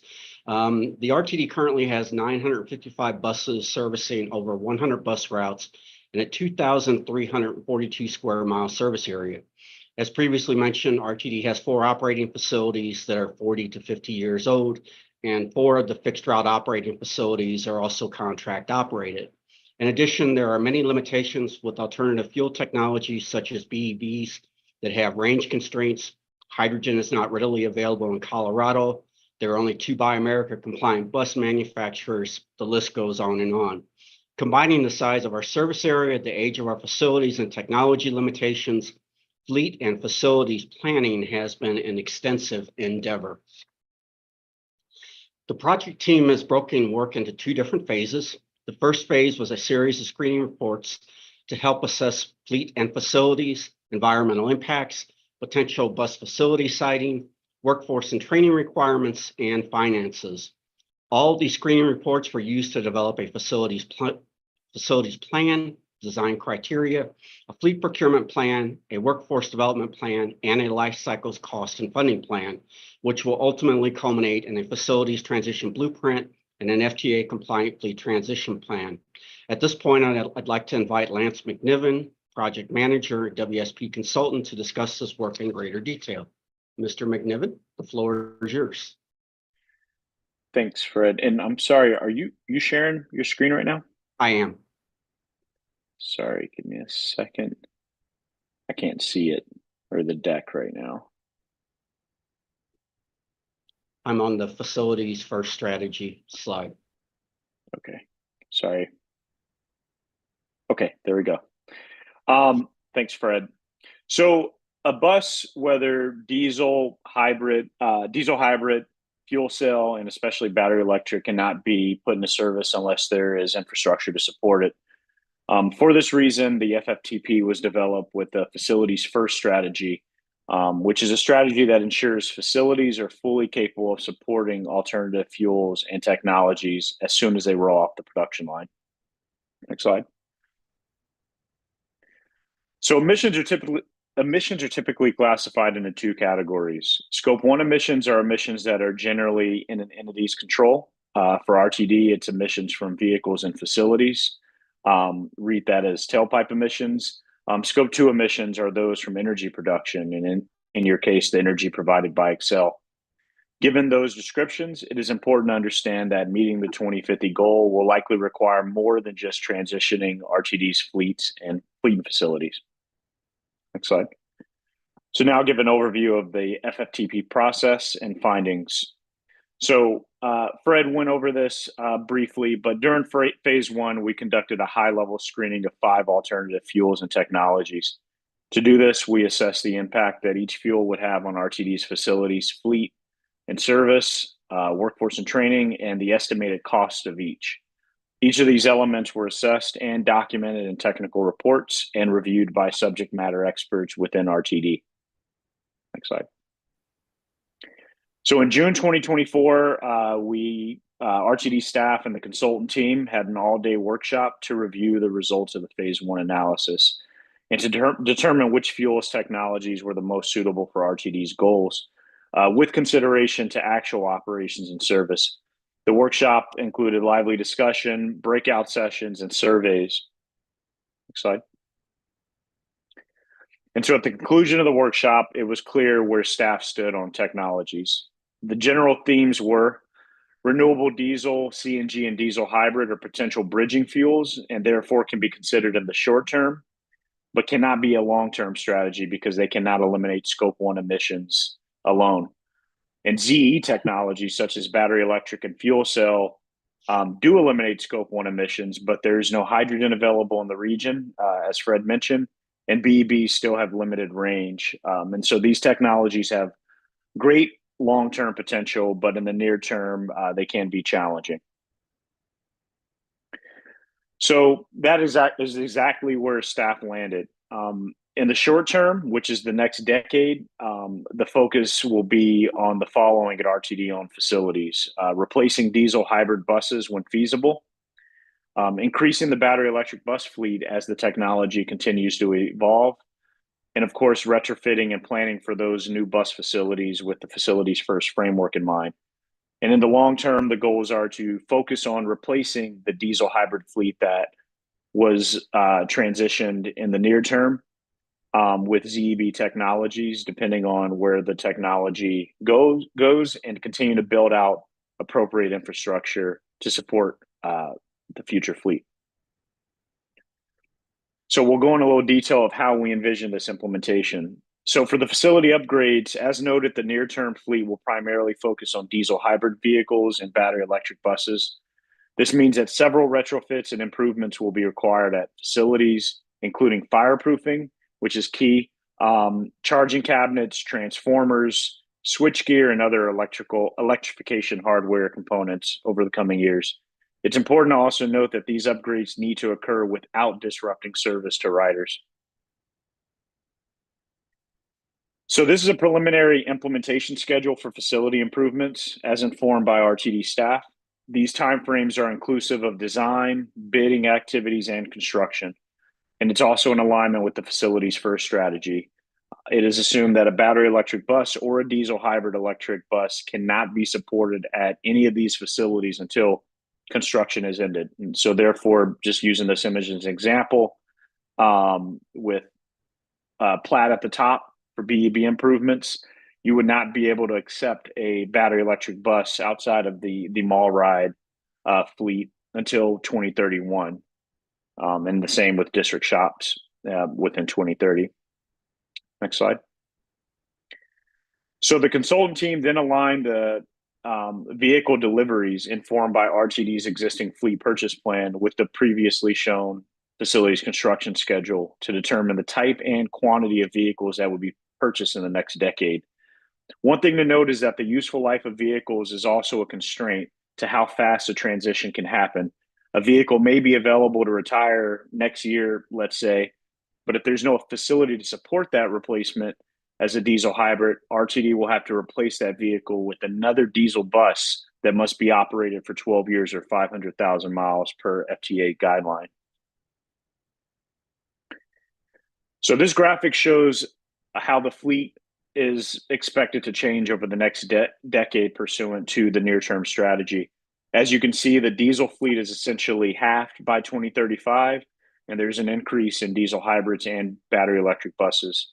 As previously noted, this fleet mix is dictated by the speed in which facilities can be built and the alignment of the existing procurement schedule. And so one of the other key elements of the near-term strategies is ensuring that RTD understands the resources needed for the transition and that staff is adequately trained for these new technologies. The consultant team collaborated with RTD staff to understand resource needs and determine the most suitable path for staffing and training. This graphic aligns with the aforementioned facilities and procurement schedules and shows the timing of staff training by facility. So based on the elements I just presented, the team developed a cost estimate of the program in the near-term strategy. If RTD were to continue with business as usual and not implement the near-term strategy, an estimated $2 billion would be spent over the next decade on capital and operating expenses. The near-term strategy would cost an additional $600 million over that same time period. The team also assessed the market to determine if this shortfall could be supported by funding, basically grants. They found that approximately $56 million optimistically could be leveraged, leaving about a $550 million shortfall to fund or finance. However, the funding estimate is aspirational in nature, and the amount of funding available and RTD's ability to win that funding is uncertain. Further, there would still be a significant shortfall that would need to be addressed. And so it's also important to bring this in the context of RTD's 5-year financial forecast, which shows that there are already potential financial constraints on the horizon that will have to be balanced with the priorities of the FFTP and the near-term strategy. So with that, I'll hand it back to you, Fred. Thanks, Lance. So where do we go from here? So now that we're on the home stretch with regard to developing the blueprint, it's time to move from planning to implementation. The blueprints will provide us the opportunity to apply for grants and programs to assist with funding requirements. Staff will also begin preparing for facility upgrades through engineering and design work in 2025 and beyond. Other work includes the development of requests for proposals for fleet procurements and workforce training programs and developments. But the work doesn't stop there. Although we are nearing completion of the transition blueprints and the FTA compliant fleet transition plan, next year we'll start the implementing the plans, but this will be a continuous process as the plans will be evaluated and modified each year as technology or the needs of the district change. With that, I am happy to entertain questions, Mr. Chair. All right, thank you both for moving through a lot of information in a timely manner. First in queue, Director Lewis, floor is yours. Thank you, Fred, for this presentation. I've been looking forward to this for a long time. As you know, I am kind of like an EV advocate, and I work with a multi-state collaborative.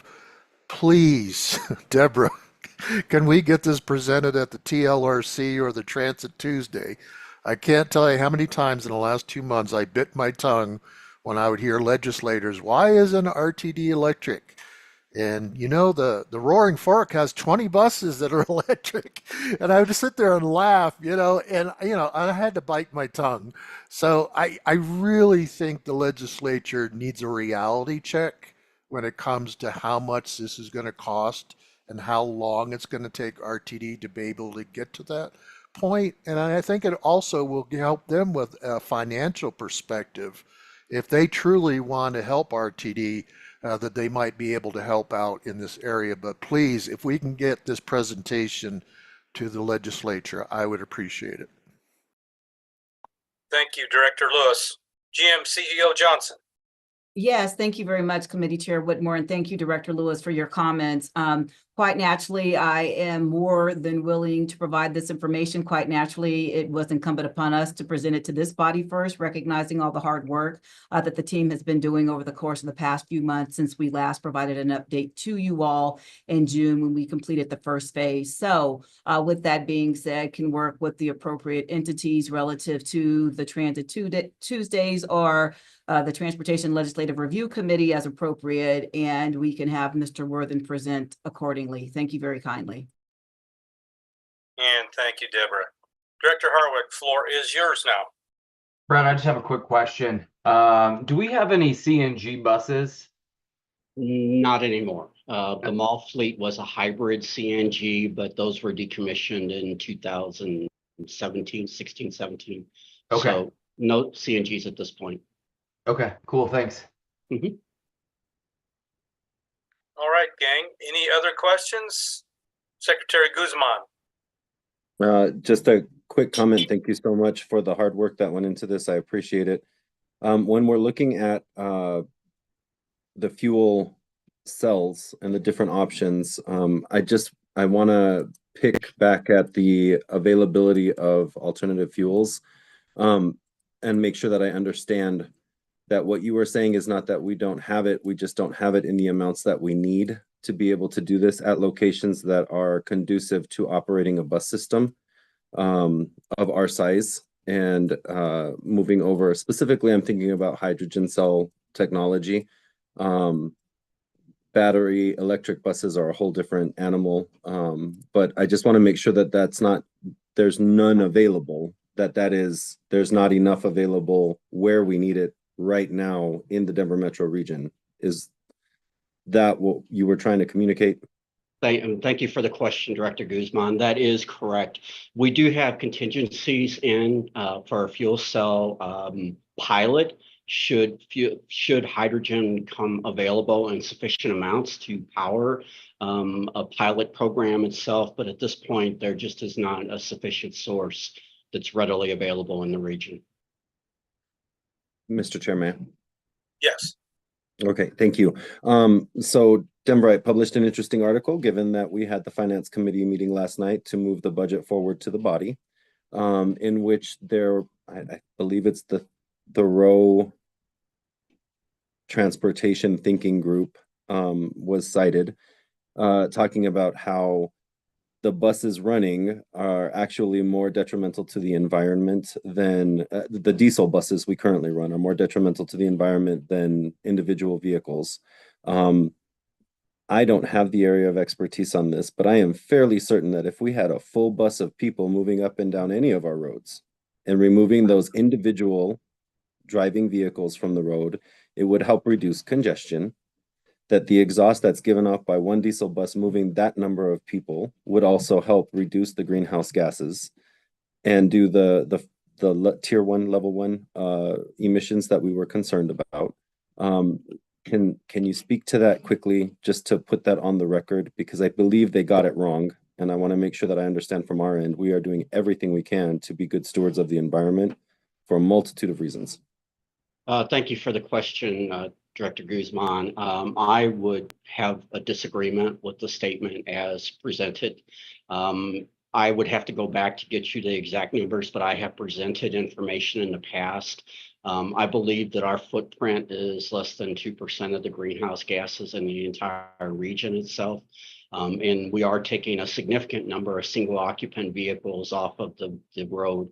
Also, the particulate matters that come out of a diesel bus have significantly reduced over years. However, even moving towards diesel hybrids, we will continue reductions in those particulate matters. All right, thank you. One more Go ahead, comment. Sir. I'm going to keep beating this drum, and I think it's my indigenous heritage that is calling me to do this. But nothing is done in a silo when it comes to the operations of RTD. Even though bus and rail are two different areas of the multi-modes that we serve, and paratransit's in there as well, this requires a review, also known as a comprehensive operational analysis, about how we do our work at RTD and how we are providing service. So the big picture, you have given us what comes from service planning. You are talking to us about transitioning this fleet. You are discussing what we are doing to provide and increase services going with our strategic plan as it currently stands. But this is going well beyond 2026 when the current strategic plan ends. And that comprehensive operational analysis is really something we need to look at, because providing the services and doing any of these transitions is for naught if we don't provide service where people need to go, from where they need to go, and get them back. And so I think the only way that we can trigger the motion of people from individual occupancy vehicles to public transportation in a faster clip is to really be able to dig in and understand our map of the region and how we're providing those services. And I know you are thinking about that all the time, Mr. Worthen. I know that General Manager CEO Johnson is thinking about that all the time. But I do want to impress that's something that we have to work towards to make sure that we do this all in a holistic manner, which is something that we have an interesting opportunity to do at this time of transition with the board at the end of this year going into next year. So thank you for that. I appreciate it. Have a good night. Thank you, sir. All right. Thank you, Secretary Guzman. Next in queue, Director Rusha. Thank you, sir. So I was just thinking, our CDOT partners, Bustang, their fleet is not electrified, and it could also be, I have no idea, could also be because they use third-party operators for all of their services.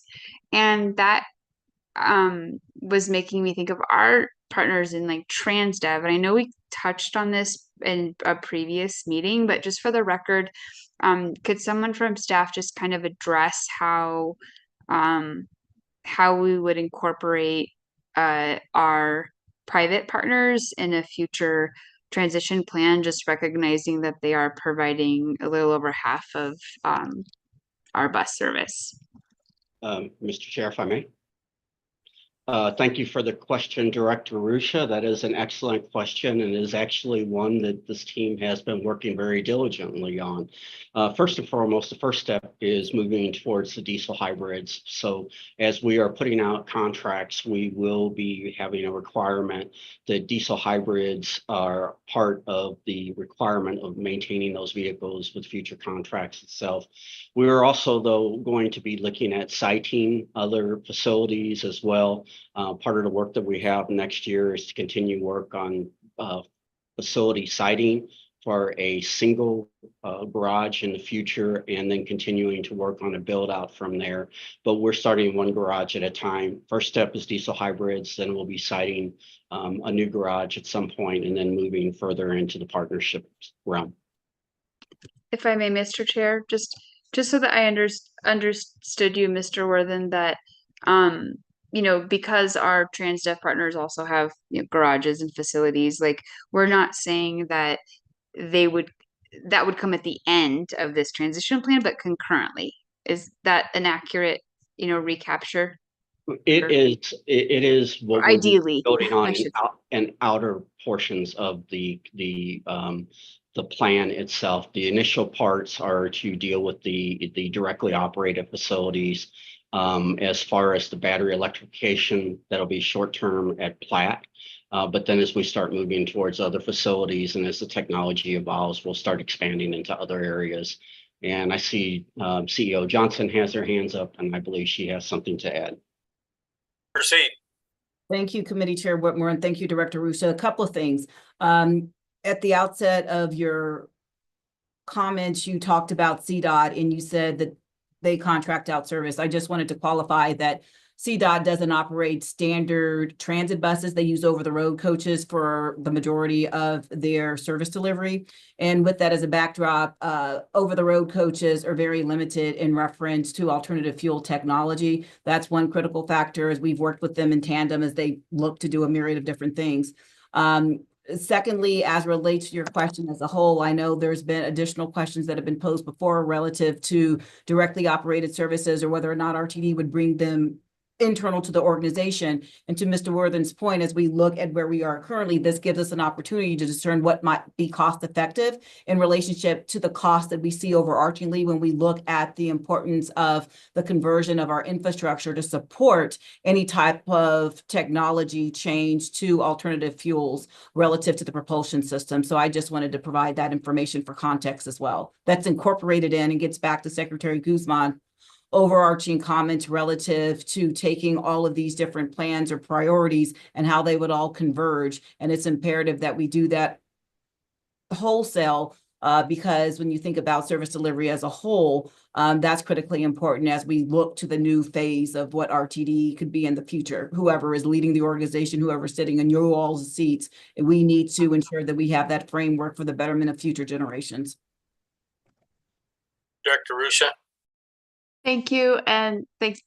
I don't want us to get into a CDOT conversation. I might have been just picking up back off of what Director Lewis had said, and I might have been thinking of Pegasus, which are smaller buses. But yeah, there is a smaller market, for them to pick from. But to just a general question or / concern is just that we don't leave a chunk of our riders behind in this new technology, which I would consider upgraded if you guys have ridden an electrified bus before.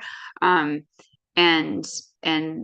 think there could be a potential equity question, and I know facilities is a major part. So that was the context really behind that follow-up. And I think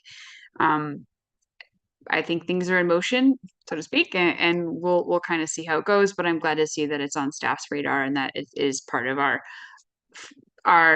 electrification and fleet transition just process, that we aren't just thinking about things that we own and operate, but service delivery as a whole. So I was pleased to hear that. I appreciate it. Thank you. Thank you. Director Harwick, the floor is yours. Thank you. Hey, Fred, sorry. My one question turned into 12. Sorry. You get 4. Okay, I've got 4. I actually really do have 4. All right. Thanks, Troy. Appreciate you. Start high, go low. There we go. Okay, so I do, and some of these are real nuance and they may or may not have applicability here. So a type of hydrogen, gold hydrogen, is where it is actually pulled out of the ground, and they've been finding a lot of these resources all across the United States, specifically in Utah. It's one of the more recent areas. If they were to find resources like that in Colorado, I feel like that would change the tone of things around that. And do you I guess I'm curious, what sort of metrics do we need to be seeing before we would say, okay, we can look at hydrogen now? Do we need to find that well where they say, okay, we can look at this? Well, so thank you for the question, sir. So we did a very comprehensive analysis of the different technologies. The one thing that I will say is the operational cost associated with hydrogen is significantly higher. Most properties that have hydrogen are actually receiving state subsidies so that they can be competitive itself. But like I said earlier, we do have a contingency, whereas if the environment does change, we have a contingency that we put it forth in the plan to be able to evaluate the technology further and possibly do a pilot project itself. There is a high level of interest in hydrogen across the nation itself, but I would say that the experience with hydrogen is very limited. And it's been primarily on very small fleets. Really, our friends in California that slipped my mind right now are really the only ones that have experience with a pretty significant hydrogen. AC Transit, thank you.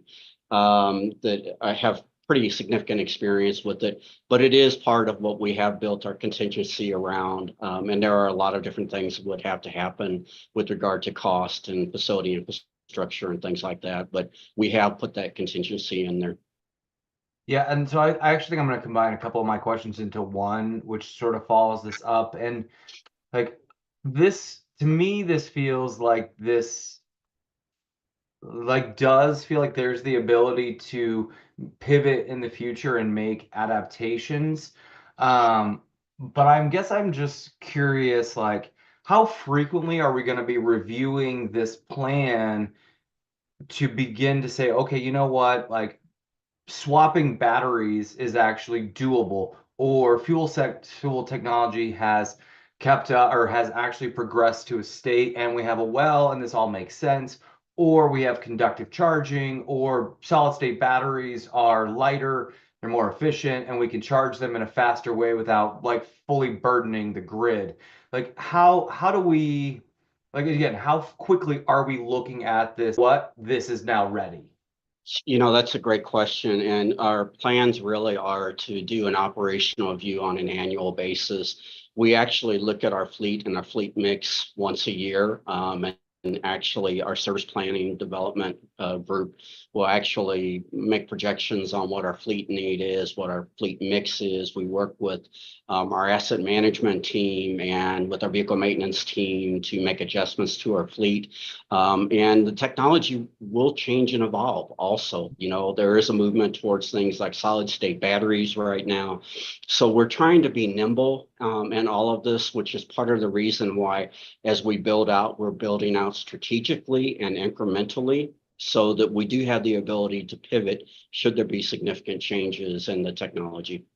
Great. And my last question, and this is not really necessarily this type of technology related, but it just, I feel it bears sort of thought moving forward. And that's around autonomous buses.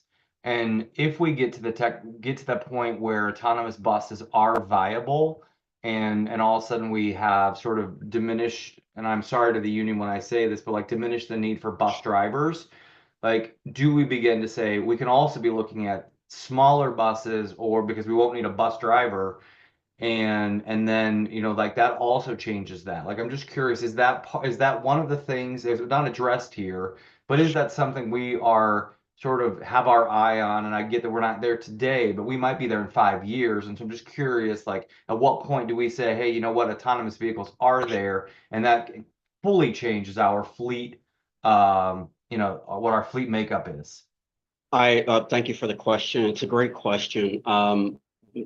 You know, going back to the, you know, we'll be reviewing our fleet mix on an annual basis. But the one thing that I would say too is once we buy a bus, we're stuck with it for at least 12 years, if not 14. Sure. So there are some limitations on how far we can pivot, just basically based upon the FTA requirements. But I think that we have put forth a plan that's nimble enough that if those types of things change, I don't want to jump ahead, but we're even looking at different fleet mix for our paratransit vehicles. So we're continuously looking at our operational needs and trying to make sure we keep pace with what is available, what our needs are, and what we can afford, and of course, staying within the FTA regulations. Perfect. Thank you. I appreciate all your time, Fred. Sure. I believe that was only 3 questions. I'm quite proud of you, my son. I would allow a 4th. I'm good. I'm good. Anything for you, Troy? I want to stay in your good graces.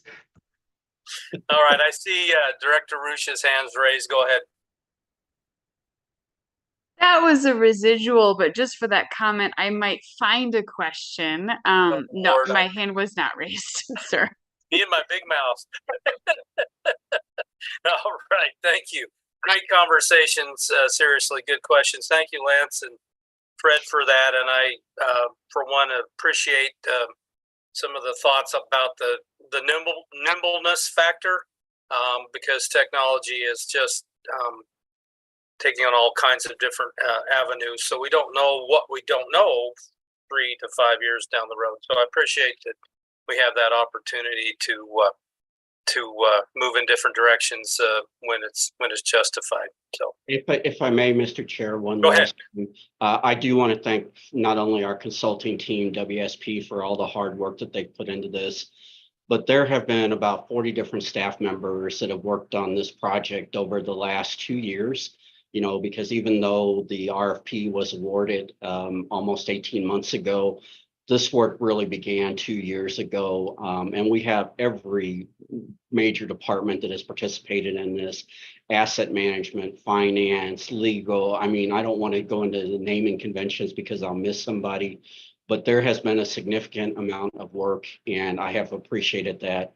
I've also appreciated the support GM and CEO Johnson has given to the team because it has been a significant amount of work for the agency. Certainly. There's a photo that I think was in Lance's presentation of a room full of staff members. I recognize some in the back of the room, so that is a good feeling to see that that wholesome teamwork on that, because this is a big chore and we want to get it right. All right, thank you very much. Let's move to our last discussion item, and that is an update on paratransit peer review, the final report, and next steps. Again, I'll ask Fred Worthen, Assistant General Manager of Bus Operations, and Stuart Summers, Chief Communications and Engagement Officer, to present this item. And so, gentlemen, the floor is yours. Okay, sir, give me just a second. Okay, is my screen sharing appropriately? We are up. All right. Well, thank you, Chair Whitmore and honorable board members. Again, I am Fred Worthen, Assistant General Manager of Bus Operations. So today I'll be giving you an update with regard to the progress we've made towards the recommendations of the American Public Transportation Association peer review final report. I'll provide a bit of background on the report, how preliminary recommendations under consideration regarding the report were developed. Preliminary recommendations we'll be discussing this evening, and next steps. So just as a bit of a refresher, RTD's paratransit program is comprised of our accessorized service and our supplemental premium paratransit, commonly referred to as Access on Demand. Our accessorized services are complimentary paratransit services that are conditionally provided to passengers who live within or travel within 3/4 of a mile of RTD's fixed route services or rail stations due to a disability or mobility barrier as defined by the Americans with Disabilities Act of 1990. These services supplement regular fixed route services. Customers are required to pay a fare associated with any trip taken, and all accessorized vehicles are branded and 100% accessible. RTD's Access on Demand program is a supplemental premium service that provides curb-to-curb taxi and rideshare options. Access on Demand services are currently available 24/7 throughout the entire service area that is available to current eligible accessorized customers. Access on Demand customers do not pay an initial fare up front like they do on our regular accessorized services. RTD pays the first $25 of the customer's trip. Any cost above $25 is paid by the customer. Customers can take up to 60 total trips per month on any one of 4 service providers. So currently, about half of all active paratransit customers use Access-a-Ride only. About 15% of active paratransit customers use a combination of Access-a-Ride and Access on Demand. However, about 35% only solely utilize Access on Demand services. Just as a refresher, Access on Demand was intended to supplement Access-a-Ride services, taking some of the pressure off of Access-a-Ride services. It was never intended to create a new service market. Ridership information indicates that the Access on Demand program, as currently designed, is not helping relieve service delivery pressures on Access-a-Ride as anticipated when the program was designed. Although the final report is very detailed, the panel recommendations center around 3 themes.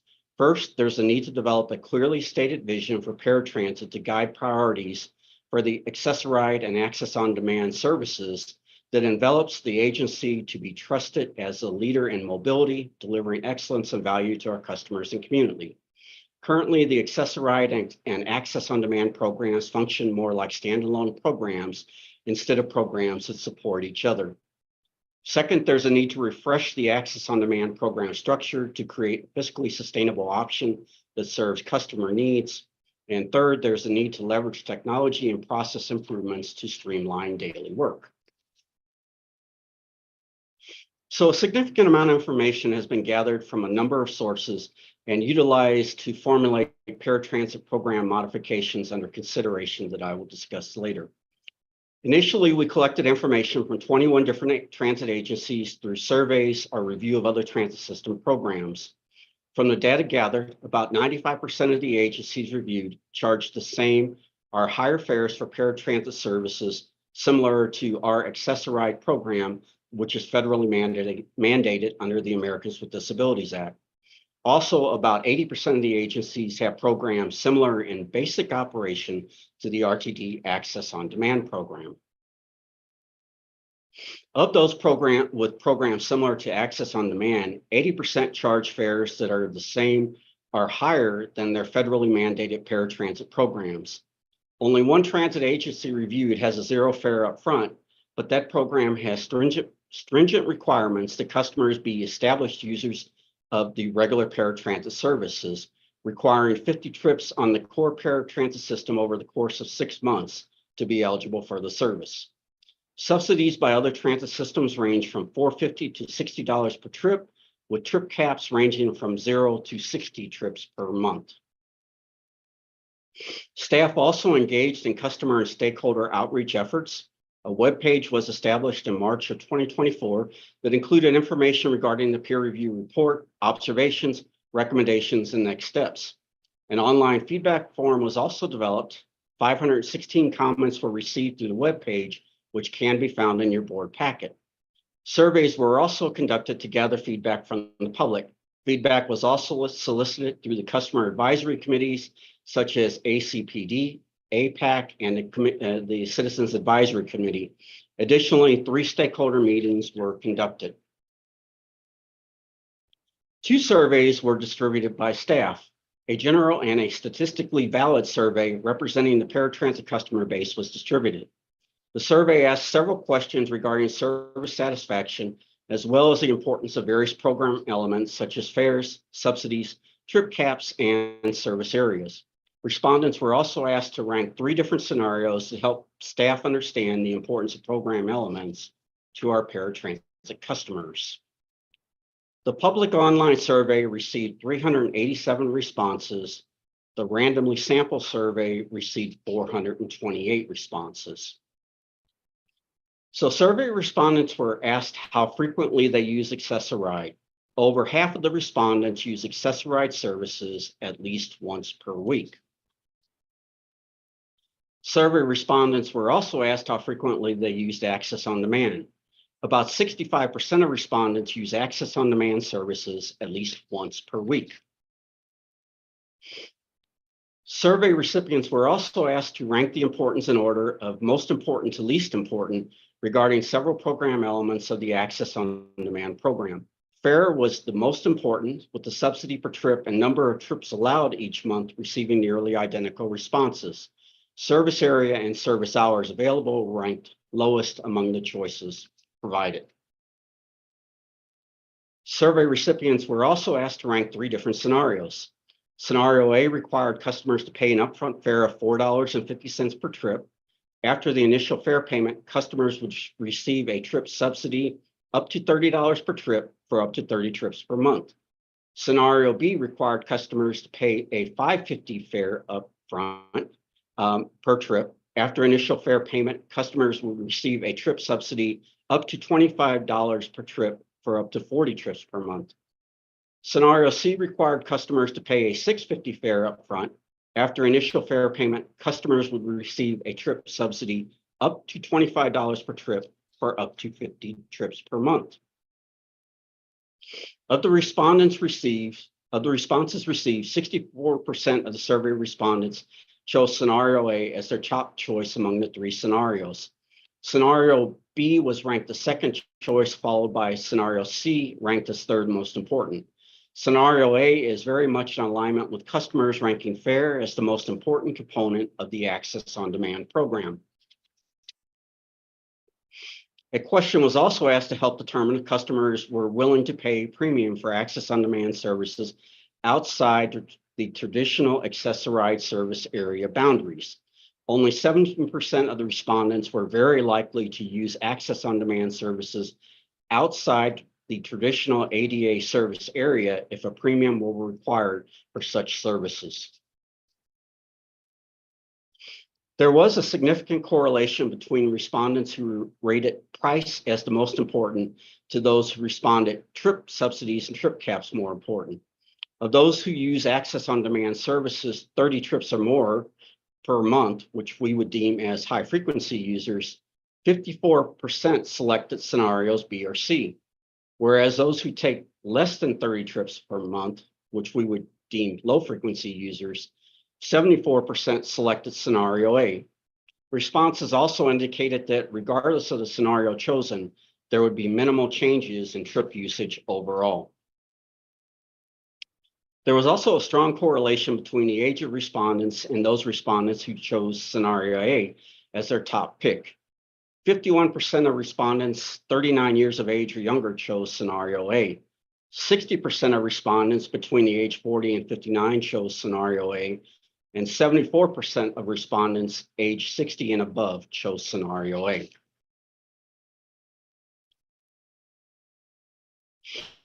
Based upon the information compiled from numerous sources, staff has formulated preliminary recommendations to discuss with the public utilizing the same basic process we use for service changes. I'll go over the preliminary recommendations first under consideration shown on the slide, then I'll provide other relevant data used to help develop these recommendations. First, we're recommending that customers pay base fare equivalent to the fare paid on accessorized services. This includes a $4.50 base fare for customers or a reduced fare of $2.25 for live customers. Staff is also recommending reducing the cap to 30 trips per month. Staff is recommending that the subsidy per ride be increased to $30. These recommendations are in alignment with the responses from customers regarding the order of importance for program elements, with the reasonable fare being the most important element. We're also recommending that the service area and service hours be modified to mirror those of the Access-a-Ride program in effect at the time of the service. This does mean that service hours and service area will change in alignment with fixed route service changes adopted by the board as part of the regular service change process. Staff is also recommending a prerequisite that customers be enrolled in and use Access-a-Ride services for 90 days in alignment with average customer usage of Access-a-Ride services before becoming eligible to use Access on Demand services. Staff is also considering modifications to the suspension policy, as well as ways to incentivize TNCs to provide more wheelchair accessible vehicles. Staff examined trip patterns for the first 6 months of 2024. About 3/4 of active Access on Demand users take on average 30 trips per month or less. Based upon usage, staff believes that providing up to 30 trips per month is reasonable and meets the majority of Access on Demand user needs. Staff also examined the impacts of modifying service area boundaries by examining actual trip patterns of customers. The majority of Access on Demand trips were taken within a traditional Access-a-Ride or ADA service area provided by Access-a-Ride services. Of the trips taken that were either partially or fully outside the traditional ADA service area where Access-a-Ride services are provided, only 5% have trips that start and end outside the ADA service area. Fewer than 4% of customers regularly take trips outside the traditional ADA service area. However, 40% of users have taken at least one trip per month that starts, ends, or is totally outside the ADA service area. Modifying the Access on Demand service area to mirror existing ADA services would have minimal impacts to customers, yet improve access for wheelchair accessible vehicle customers. Currently, RTD uses our paratransit service providers to supplement wheelchair accessible vehicle services for Access on Demand. When WAVE services are provided for Access on Demand, those vehicles are not available to provide service on our Access-a-Ride. Additionally, providing service outside the core ADA service area extends wait times for those in need of a wheelchair accessible vehicle, as there are a limited number of WAVE vehicles available, and our service area is a full 2,400 square miles versus a more compact ADA corridor service area. Currently, those requesting WAVE services have wait times that are 2.5 to 3 times longer than those who do not require a wheelchair accessible vehicle. Additionally, Access-a-Ride customers do not have access to services outside of the 3/4 mile ADA corridor, so this is a question of equal access as well. Finally, there are challenges properly assessing cost to services as WAVE resources are billed underneath of the traditional Access-a-Ride contract, not as a separate line item. Thus, costs for Access on Demand programs are understated, Likewise, costs for accessorized services are overstated. Based upon the analysis of ridership and regression models used from the customer survey, staff is projecting a 23% reduction in trips, resulting in an approximately $241,000 a month in savings. Implementing a $450 fare upfront would result in about $213,000 in monthly revenue for the program. The combined change from implementing a $450 base fare and 30 trips per month trip cap would result in a net spending change representing about a 43% savings per month, roughly $454,000. Changing the service area to mirror the current ADA service area would result in about a 6% reduction in trips, equating to about $49,000 per month. The combination of a modified trip cap, a base fare, and a modified service area would result in a net change in spending of about $503,000 per month, roughly a 48% cost savings. Staff has also examined opportunities to improve accessoride services. Most accessoride users take 10 or fewer trips per month. 60% of accessoride users take 30 or fewer trips per month. As a refresher, during the annual agency survey, accessoride customers indicated that vehicles arriving on time, ease of scheduling trips, and travel time were among the most important service provision factors. Using survey information and customer feedback, staff is also looking at a number of programmatic changes or enhancements for the accessoride program. This includes changing recertifications for 4 to 5 years. On-time performance will be modified to measure both pickup and drop-off metrics. We're also exploring software modifications to support changes in service provision and to provide productivity enhancements. For example, we are exploring ways to provide same-day service requests to accessoride services. There will also be modifications to the conditional eligibility process. We are exploring contract modifications to provide better program accountability and reduce operating costs, as well as modifications to the existing suspension policy. Finally, we're working on developing a fleet procurement plan to procure smaller vehicles, such as sedans and minivans, as part of a pilot project. A mixed fleet should reduce operating cost and improve passenger comfort. So next steps. We intend to engage in an outreach and engagement program to solicit feedback from customers and stakeholders in December and January. We'll also launch a feedback tool to continue to solicit customer feedback. We intend to send periodic customer and stakeholder communications to apprise them where we are in the process and remind them of feedback mechanisms available. Customer feedback will be closed in late January. In February, staff intends to share feedback from the engagement process with the board of directors that will inform final recommendations that staff will bring to the board for consideration. Staff will work to effectuate any board adopted modifications with implementation and alignment with the May 2025 service change. I know that is a lot, but with that, I am happy to answer any questions you may have. All right, thank you, Mr. Worthen.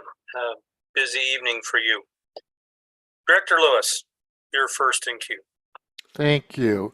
I don't have any questions, but I do have some recommendations. As you know, this is my last meeting, and I just want to thank you, Chairman Whitmore, for running the ops. It's been an honor to work with you, and more than likely this issue will be talked about in 2025, so I will not be around.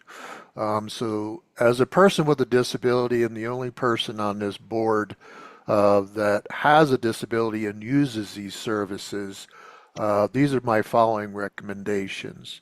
And I want to make it clear, I do not represent the disability community. I am an RTD board member, and I try to be as objective as possible. So my first thought, I want to thank Fred and the staff for not trying to backfill the entire $12 million. I noticed on the numbers that you were trying to get to about $500,000, and that worried me because I thought we were going to try to backfill the whole thing, and that wouldn't be in line with other systems that we have, bus and train, we don't raise fares to provide the full amount of money to run that service. So I am so glad you guys didn't go that direction saying, oh, it costs 12 million, so therefore we have to adjust the fares to 12 million. So thank you very much for not doing that. One of the issues I have is that the peer review is supposed to be an exhaustive peer review for both the entire system, Access-a-Ride and AOD, and I see nothing talked about concerning Access-a-Ride. And the reason why I'm bringing that up, one of my recommendations is that we do a pilot program in 2025 to include a multi-ride option with Access-a-Ride. We are currently up to 92 to 94% on-time performance. I don't think dropping a few points for people to have a multi-ride option will be that damaging. So this has a very minimum fiscal note to it. I know you have to report, but I would think this was something we'd want to do. And this sets up the conversation for reinstating the multi-ride option for AOD. I know the staff has said we need parity, so therefore we took away the multi-ride option. By doing the pilot, you take that element away. Now, I've read the Massachusetts Bay Transit Authority papers concerning, the DOT. I personally don't see the nexus. The problem with Boston is that they did not, when they initiated their on-demand system, they just totally forgot about the WAVE, the wheelchair accessible vehicles. And that's what they were being hit for. There was nothing in there about multi-ride options. So I really see no nexus not to reinstate the multi-ride option. The reason I say that is because with the numbers as low as 30 trips, really makes this program useless.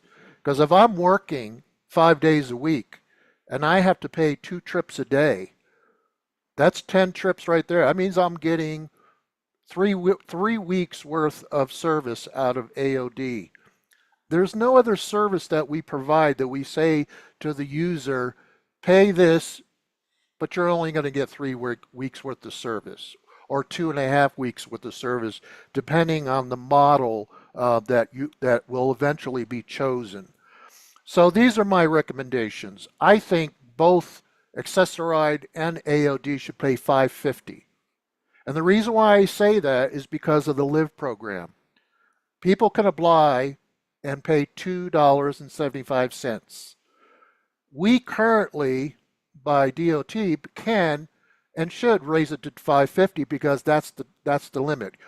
It's usually twice the base rate for regular users. So we should be at $5.50. The reason why we went to $4.50 is because of the pandemic. We felt the economy was bad, but I think both for parity should be paying $5.50. And if a person has an economic issue, they apply for LIVE and they pay $2.75. I think the trips should be lowered from 60 to 50. I think lowering it any lower than that, a person is not going to be able to function with AOD on a monthly basis. I think the subsidy should be dropped from $25 to $20. And the reason why I say that, according to your numbers, we're starting to cap out at about, each user is capping out about $16.50. So if they want to go over 20, which I think is a cost savings to us, again, creating revenue, I think we should lower the subsidy from 25 to 20. And as far as the restrictions on the 3/4 mile, there's only 8% of the people doing it. I don't see an issue there. Again, these are my opinions. I just wanted to share them with the board. I will put them in writing to the board of directors and the new directors, and I'm hoping this works out for everybody. But as a person with a disability, I had to look at this objectively and provide my feedback to everybody. Thank you very much. Thank you, Director Lewis. Appreciate very thorough feedback. A lot to think about. Director Rusha. Thank you, sir.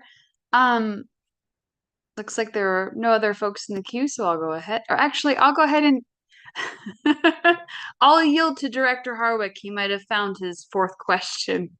No, go ahead, sir, please. Director Lewis, I really appreciated what you had to say there and your thoughts on this. So when I asked this, Fred, I get that I might be asking a lot. So I'm just curious, is there the way to take the recommendation and just what you provided, which I like your presentation was outstanding and it was really thorough and I really appreciate it. And I appreciate all the work that staff did to do this. But I am curious if we would be able to take the recommendations that Director Lewis just shared with us and put those through the same I don't know what we would call it, the same analysis, Regression analysis. whether or not they are cost comparable, and what that actually looks like, because his recommendations seem, to me, they seem totally reasonable. But again, like, this is not my area of expertise, but if we could run the analysis, I do think it would behoove us to do that, just to be able to say, because his idea, what he's saying is different than the other three. It's not drastically different, but it's different enough that it might result, give us different numbers. And, so just something to consider. And yeah, I'll stop there. Thank you. Yes, sir. All right, Director Rusha, you're the last hand up. Thank you, sir. So I'm also a member of the disability community, but I don't represent all disabled riders either. This is an issue that's close to my heart, and I've followed it since I was first elected. But I am doing my job as a director, and representation, I think, does matter, and it has been shown in this committee. I have a couple of comments and then some requests of staff.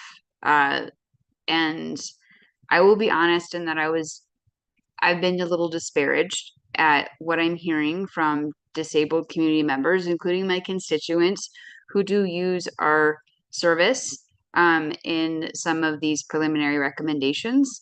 But even just from a more objective or director point of view, where I might have more information, I'm a little concerned as well.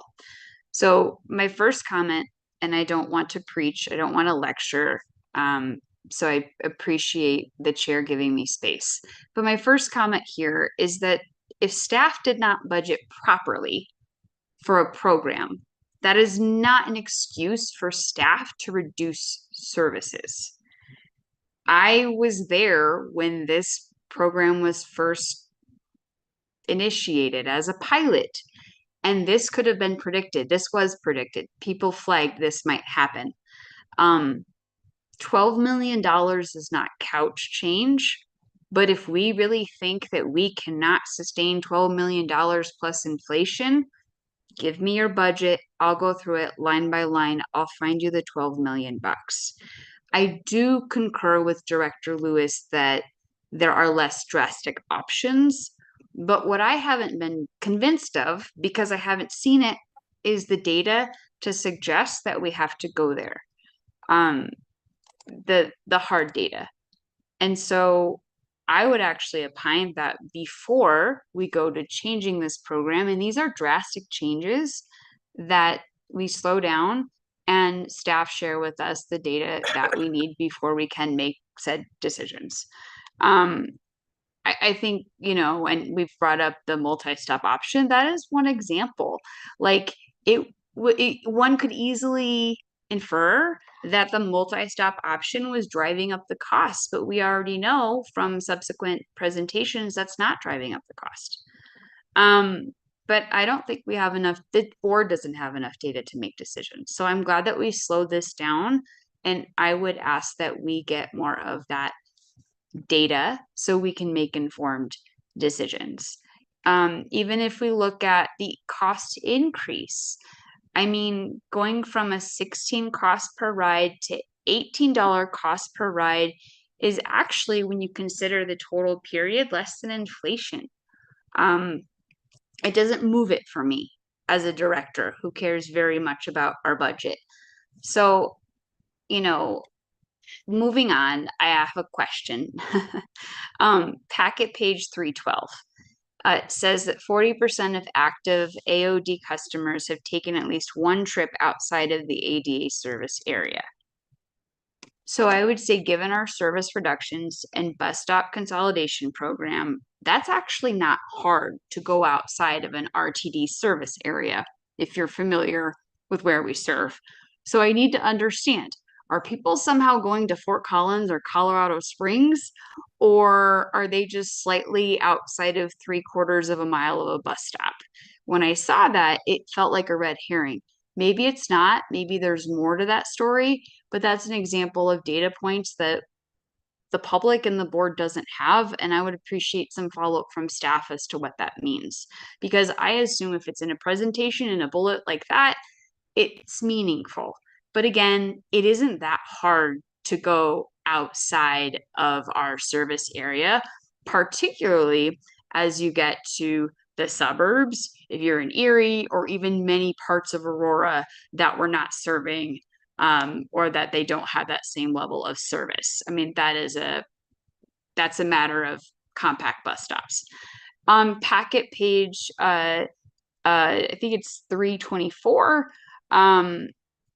This is a question. Is that a strict like Likert scale, or did you ask passengers to rate these things against each other? Like, for example, like in order of importance. That wasn't clear to me, and I was wondering if that's something that Mr. Worthen could address in the survey, because it is a key piece of the survey. And I think it also makes a difference in how someone could answer it. Page 324. You're talking, which question are you referring to? There's two different questions. Are you just yes. access on demand? Thank you, sir. It's the bottom where we say rank the importance of the following elements of RTD's access on demand service. Yeah, it was based upon ranking from 1 being most important to 5 being least important itself. I could do the math and figure it out, but this is all individual. Like, no one had to choose fare over days and hours of service that's available, correct? Well, they would say, fare was my number 1 choice, being most important, trip cap number 2, whatever it happens to be. Okay, so thank you. That does make a difference in terms of statistics and polling. And so I thought I was reading how you said it, but I wanted to clarify. And because all of these things are important, I get the survey has already been done. Like, statistically, and again, from a policy perspective, it's hard for me to take that as a whole. Because again, you're asking customers to rate these very, very important things against each other. We don't even do that in our regular customer surveys. I understand why staff might have done it, because they might be thinking there are critical, decisions to be made. But just from that customer service and policy standpoint, I struggled a little bit with that. So, but I do appreciate, I appreciate your response, Mr. Worthen. And then, I have a few requests of staff. And that is, before we move any forward, and please without delay, could staff please outline for us as a board, I don't know if it's a chart or a memo, specifically stating what staff believes they can make without a board vote, perhaps via delegation of authority, and versus what the board will actually vote on. And I ask because in previous meetings, it had been suggested there was a blend of the two, and I think something will be coming to the board next spring. So just so we have a clear understanding, because that is a big P, little p policy question of that expectation, I think it'd be helpful for us as a team so that we don't come into the spring maybe with a different idea of what we might be voting on. So if that's something that staff could do, in a timely fashion, I would appreciate it. And I think I hope other board members would as well. And then the second is I see we have the survey results, and if we have raw, I don't know if this was sort of compiled or if this is just like a raw printout, but if there are raw survey results that haven't been shared, can you please share that with the board, just like we did with the code of conduct, crosstabs and all? I think what's good for the goose is good for the gander, and our disabled passengers are no different. And then finally, because cost is a factor, and I am sensitive to that, and I do understand, some of the points that staff has made. If staff could also provide year-over-year costs for Access-a-Ride and On Demand since that program began. And of course, just to remind everybody, it did start as a pilot. So did the cost jump? Yes, but also so did service area. I think we started with 2 zip codes in the beginning. And I mentioned that because while we're doing that in this year's budget documents, it hasn't been shown in previous year's budget documents. So neither the public nor the board has a way to go back, unless maybe you were looking at contracts, to see that year over year. So just that year over year cost between the 2 programs would be very helpful, I think, for the board before we make any decisions, and helpful for the public as well as they continue with public comment. And if you could also just kind of segment out, or maybe just note, because under paratransit, we also have our customer service. So that we can get a more holistic, picture of services. Again, recognizing that Access on Demand doesn't have a customer service department, although I do know that sometimes our Access on Demand customers do call us for issues. So those would be my just 3 requests of staff, and those are my comments. I again appreciate the situation we're in. I do feel like it was predictable. And while I concur with so much of what Director Lewis said in principle and practice, I would even caution before we go to cutting service, because that's what this is, a cut in service. Can staff please demonstrate that that is necessary with data and draw a clearer line? Thank you. That concludes my comments. Thank you, Director Rusha. All right. If you're so inclined, Secretary Guzman, I'm going to run back to Director Lewis, who's on the committee, and then we'll come back to you, Mr. Secretary. So, Director Lewis. Just quickly, I just want to let you guys know most of our community, the disability community, goes to bed early. A lot of them have attendance, and they have to prepare our people between 7 and 9. So my suggestion is that this is a very important subject for our community. So if we could have this toward the top of the agenda in the future for both the committee and the full board meeting, I would appreciate it, because I think you would get more participation and more people listening in. And I think that's a fair compromise to make sure we have as full participation as possible. Thank you. Thank you, Director Lewis. Duly noted. All right, Secretary Guzman, the floor is yours. Thank you. Mr. Worthen, I believe that you, when you were presenting packet page 310, slides 32 and 34, the pie charts, made reference to a specific set of months of time that you were looking at to get those statistics about how many rides a month for Access-a-Ride and Access on Demand. Can you state those again? Was it January through? I'd have to go back and check, so I don't want to misstate, but I can get you the time. It was that one early in the year, though, right? Essentially. Yes. Let me go back and check the dates on it to make sure I don't misstate. Okay. The reason I ask is because I was, it triggered a thought. When did we send out the letter to ask people to stop doing the multi-ride function that were currently using it? And did that coincide? Would that have had an impact on the number of trips that were being taken? Given that there was that drastic change in what people had become accustomed to. Just a thought to understand. And I apologize, sir. It was, going back to my notes, it was March through September of this year. So we looked at a 6-month period from March through September. Okay. All right. So that was one quick one. With the small number of trips that were taken outside of the ADA service area, can we identify a purpose for that? Was it a detour? Was it a stop on the way to part of the district that was an island in Erie? Was it a hospital that might be just on the edge or the wrong side of the street of the district? Do we know what the purpose of that trip was, or is it just gone information? We don't know. Thank you for that question. It is a great question. The one thing that we have, though, is a privacy issue with our vendors. They will not provide information on trip purpose, and a person is not required to provide that.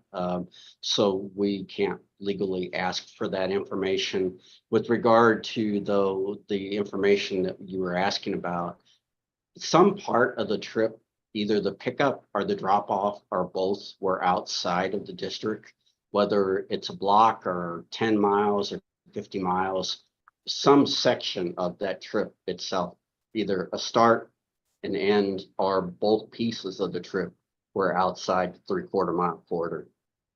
Okay. And the reason I ask that is because it's quite common knowledge that the drivers of the TNCs in particular use apps like Waze or Google Maps or some other function to find their way. And when they use those maps, it may take them outside of the district unintentionally. But I'm speaking as a customer and a common sense feet on the ground person. They don't have the planning and the map technology or understanding that we have at the agency. And so because they are subcontracted, they're not bound by the same understanding that map definition is so important. And that it just triggered a thought that maybe there's a way to figure out what happened there. If there's an accident and they have to go around it, it may have caused them to leave the district. I don't know. No, it's a great question. And just for clarification, so the Americans with Disabilities Act defined that the start and the end point of a trip have to be within 3/4 of a mile corridor. There's nothing that prohibits us from traveling outside, going from point to point. In fact, that is quite common, where we will go outside of the corridor itself to actually transverse the trip itself, to just do the shortest of 2 points. So there is no impact when a trip travels outside. It's really when the start or the end of the trip is outside of it, or is completely outside that 3/4 mile.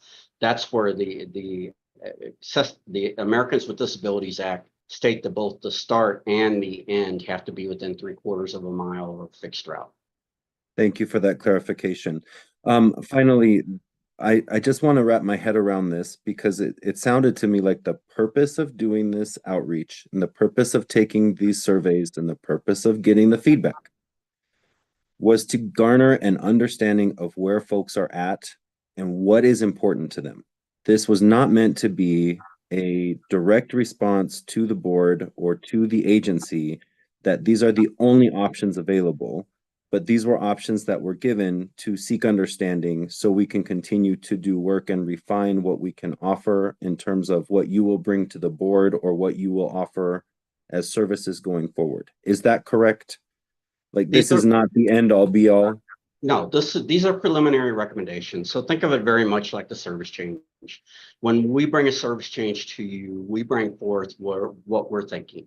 And we use a lot of different things to factor into what starts our original thought process. However, when we listen to customer feedback, there are oftentimes very persuasive things that are brought forth. There are other alternatives that we find as we're going through the process, or other ways that we find to mitigate things, which is why you will see times like today, even we made modifications to 2 or 3 different routes strictly based upon customer feedback. We had to start somewhere. So we started with the peer review, and they said you really need to focus upon fare, subsidy, the main areas that I hit today. So we used the information from the customer survey to formulate what we thought was reasonable, met the majority of our customer needs, but at the same time contain cost. And I do understand that that although this may seem like small cost, the paratransit budget is actually almost 17% of our fixed route budget. And the Access on Demand program has grown from 2% to 20% of the Access-a-Ride budget in under 2 years. So a growth at that rate isn't fiscally sustainable itself. So we're trying to find some ways to preserve the service. It is none of our goals to make Access on Demand go away. I see it as a very valuable program, but just like service planning, I do the best I can within the budget that's available to provide the services that meet the majority of our customers' needs. So no, you are correct. This is not the end all be all. This is a starting point. This is why we want to go back for a second round. It's part of the reason why when I spoke with Ms. Johnson and we came forth and said, you know, we were going to bring recommendations this month. Let's take a step back. Let's tell the public what we're thinking about, give them a little time to digest it, provide feedback to us, and then come back next year with a new set of recommendations. Thank you. I have one last thing to say. I'm sorry, Mr. Chair. Thank you for your patience. I am and have been struggling with this conversation. We have had a lot of public feedback. And more likely than not, I will end up using these services sometime in the future, given my macular degenerative disease that will cause me to go blind. So although I cannot say I am necessarily part of the community, as a director, I represent members of the paratransit community, and people with disabilities will become one of them at some point, either by age or other issue. So this is really important, I think, to all of the directors on this board, not just one or two. Every one of us look out for our constituents, to be clear. And we have heard you. Here's where I struggle. An Access-a-Ride van, which is Access-a-Ride vehicle, which is wheelchair accessible, harder to coordinate, pick up, drop off, different times, different demands, different needs. I understand that that's an issue. Access on Demand does supplement and help perhaps those persons that don't require a WAVE vehicle or special attendants to be able to utilize the public services, which is awesome. And I love that we can use these services, and we've tested this, but it is different from riding a bus or a train. Those vehicles do not go through drive-throughs. That's a disparity. And that comment was made in public session at a board meeting. And I want to be very careful, right?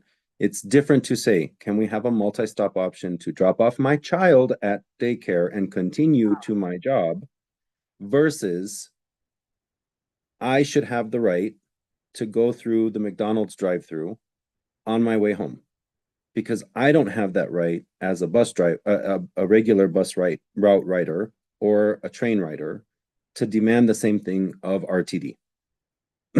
So I do see how there could be a disparity in the understanding of how this is to be used and the intention for it. That said, we use it to get everywhere. I use it to go to Starbucks, to go to work. I can get off the bus. I am capable of walking over to the McDonald's and jumping back on the 31 and continuing on my way. That is not true for all people. And so I'm struggling to figure out how to best respond to two tensions that I don't get because I don't have that lived experience, and creatively resolve this problem as a board member when it comes before me, because I'm really doing my best to dig in and listen to the community. And so my final comment is this: I'm grateful to hear what you just said, and I challenge all of our staff to be creative in how they look at the responses that come forward to the board and the recommendations outside of our traditional way of doing things, right? Let's go take a walk, sit under a tree, write a poem about it. I don't know, whatever it's going to take to get those creative juices flowing to try and find a better response to this particular issue that we are facing, because I know we can do better. I just don't know how. And I know that our team is capable of providing the best recommendations. I don't know what they'll look like. And I think that is what both Director Rusha and Director Lewis, many of our community members, and all of us want. and what we expect, because your expertise and your ability to be agile and fluid with how we move this forward while maintaining our fiduciary duty is so important to make sure that we have longevity in this program for people who will end up using it or people that are currently using it. Thank you. Thank you, sir. Thank you, Secretary Guzman. All right. One last bite at the apple, Director Ruscia. I know you had a comment you wanted to make. Thank you, Mr. Chair. I appreciate your grace. I just wanted to note, for those who might not be aware, that the ADA stipulates that when we talk about start or end of a route and 3/4 of a mile of fixed route, that is the minimum. The minimum. That's the floor. That's the floor. That's not, it's the floor. We woke up and we found the floor. So I just wanted to point that out. While we might not know the reason behind why someone is taking a trip, we do surveys for this with paratransit customers generally, and we certainly could have embedded more of those questions in the survey that we just did.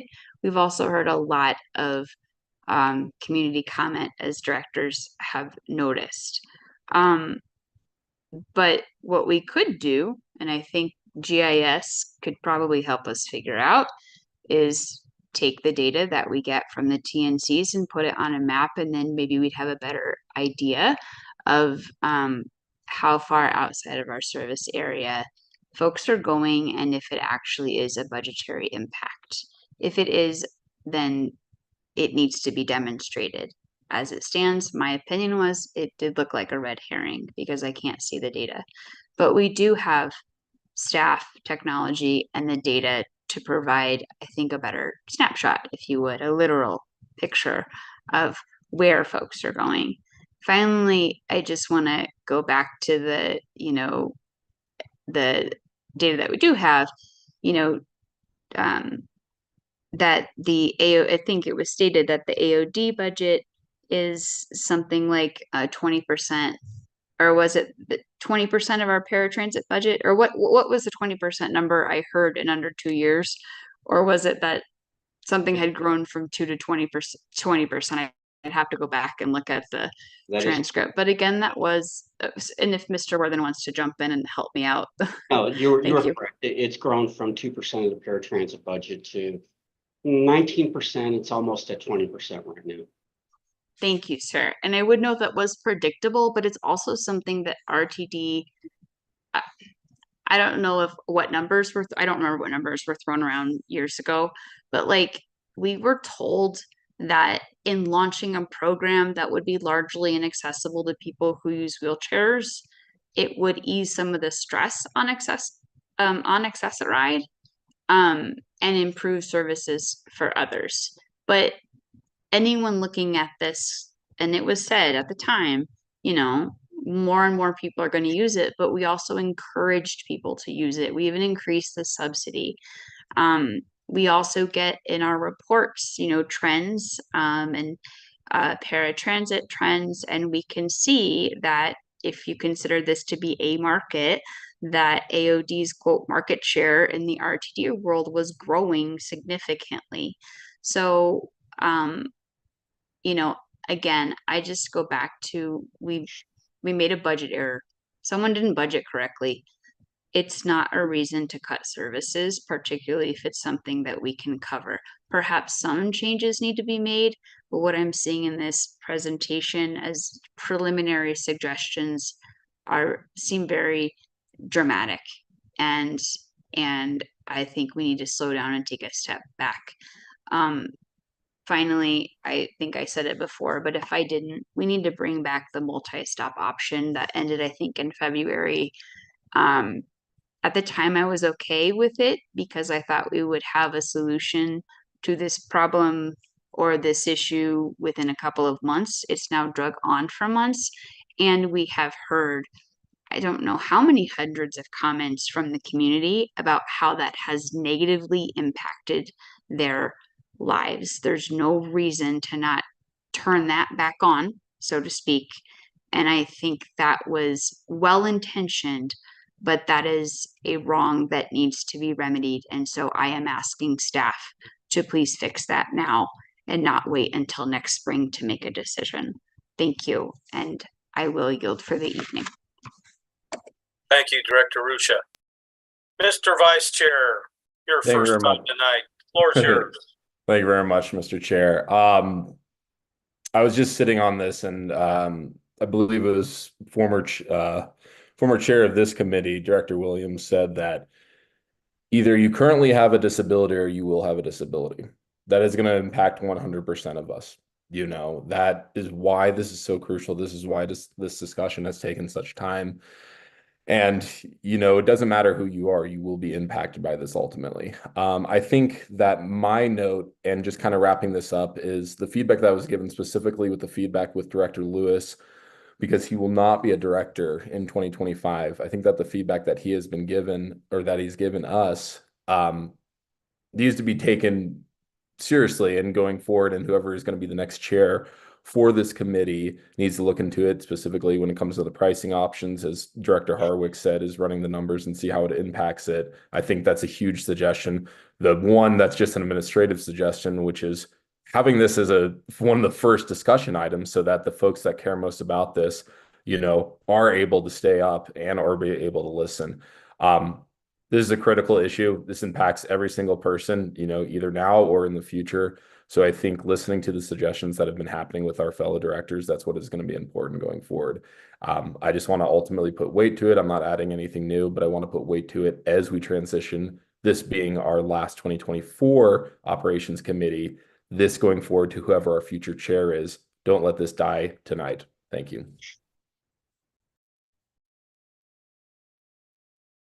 All right, thank you for the comments, Mr. Vice Chair. I think that is a wrap on this item, and great discussion and a great meeting. I do have a couple of closing statements I want to make at the end of the meeting, but before we do that, the next item on the agenda is other matters. Do we have other matters? Mr. Vice Chair. Yeah, I'm going to boomerang back around and talk about another topic of discussion, and that is your leadership as our chair for this year, Chair Whitmore. I just wanted to say a huge thank you. I know this is our last operations safety and security meeting for the calendar year of 2024. I just want to say it's been an honor working with you, Chair Whitmore.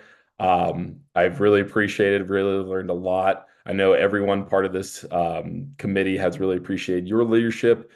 Wanted to say a huge shout out to our staff, and then also Mr. Kroll for implementing these new work plans. It was great getting to see the advice from our fellow directors going forward at the beginning of the year. So I wanted to thank you guys. The meetings behind the scene, it was very informative, and I appreciate the information that you're able to give me, and I appreciate serving as your vice chair. So thank you, Director Whitmore. That's very kind, and thank you. It has certainly been an honor and an adventure, and I will have a few other thank yous, but other matters from other participants. You weren't recognized, Sloan. So kick me off the board after this meeting. Yeah. Well, I just wanted to say a few things. I'm thankful that we have an in-person meeting and maybe another event where I can thank especially the three members of this committee that will not be with us in 2025. Director Rosenthal, Director Lewis, Director Sloan. You all are extremely dedicated and talented people that have represented your constituents mightily, and all constituents with such passion and clarity. And I know for this old guy, I've learned from all three of you just all kinds of different tactics and backgrounds and diversity matters that are so helpful as an elected official. So we're going to miss the three of you. We only had Director Lewis for a year, but it's been a mighty year, and we certainly appreciate your input. And you went out in a blaze of glory with your recommendations. So I appreciate that. And man, it will be tough to come in January and not see your three faces at the board meetings, but we know that you all are going to continue to serve your communities because you are certainly community service minded folks. And to use an old legislative term, it has been an honor to serve with you. Additionally, to the rest of the committee members that are here that will be back with us, thank goodness you will be. I appreciate all of your input and your patience with me as the leader of the group. Director Bouquet, Vice Chair, thank you for your indulgence in helping me out and covering for a few times when my calendar and my mind were not on the same wavelength this summer, right after my vacation or my retirement. But I do appreciate that. Mr. Kroll and the board staff, there is a tremendous amount of work that goes on behind the scenes, and we're not their only committee. There are several. And to the operations staff, I would be endangering my reputation by trying to name everybody, but I see the faces on the screen, and there's many other faces that aren't on the screen tonight that are doing other things that have been so helpful. But working with Fred and Deborah and the board staff, namely, and then obviously all of the support from various individuals, we have an expertise level that is remarkable. And I do want to say that the staff does not get the recognition for their service that they deserve for all 8 counties of constituents. So it has been an honor, and thank you all very much for all of your efforts and for being checked in all the time on these important matters that we have before us and certainly will continue. For those of you leaving the board, please give us a phone call. If you see here, we need that input, and I think the whole rest of the committee and the new committee members will appreciate that as we move forward. So with that, any other comments as we begin the closing ceremonies here? Director Rusha. Wouldn't be me if I didn't raise my hand, but Director Whitmore, I'll warn you that last night I suggested we sing for He's a Jolly Good Fellow, for Director Tisdale. I don't know if we have any volunteers, maybe Mr. Kroll. I heard you had a good singing voice, but I just also wanted to add, we'll get you next time, sir. I could see Jack's face, but I just wanted to add, just to echo everything that Vice Chair Bouquet said. You really are the salt of the earth, and we love you dearly. You've been phenomenal, and I appreciate all of our talks, the way that you have gotten us through quite a bit of our work plan. We aimed really high, and we got a lot done. And I also just wanted to close by saying, I actually don't know if the public can see what we can see. All of the people on the screen here that are staff, I have to flip through, I don't know how many names. There are so many staff members that come, and they're here in case we have questions or someone needs to phone a friend. So I also just want to say thank you as well. And a special shout out to staff members that were very generous when I threw a hot potato. Sometimes, policy discussions can get tough, but the professionalism I think is exceptional, and I really appreciate it. But, and we'll let Director Lewis off the hook because he does do theater. He can sing, and we'll catch you on December 12th, I think it is, our dinner for a round of He's a Jolly Good Fellow. But thank you so much. Chair Whitmore, again, you are the salt of the earth.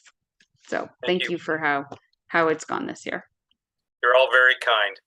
So looking ahead, the next Op Safety and Security meeting will be scheduled in January. We don't have the date set as of yet, but highly likely to be somewhat similar of a schedule, but subject to change. So with that, seeing no other items to discuss or converse about, I will declare this OSS meeting adjourned at 9:01 p.m. Mountain Time. Have a good evening, and thank you, staff and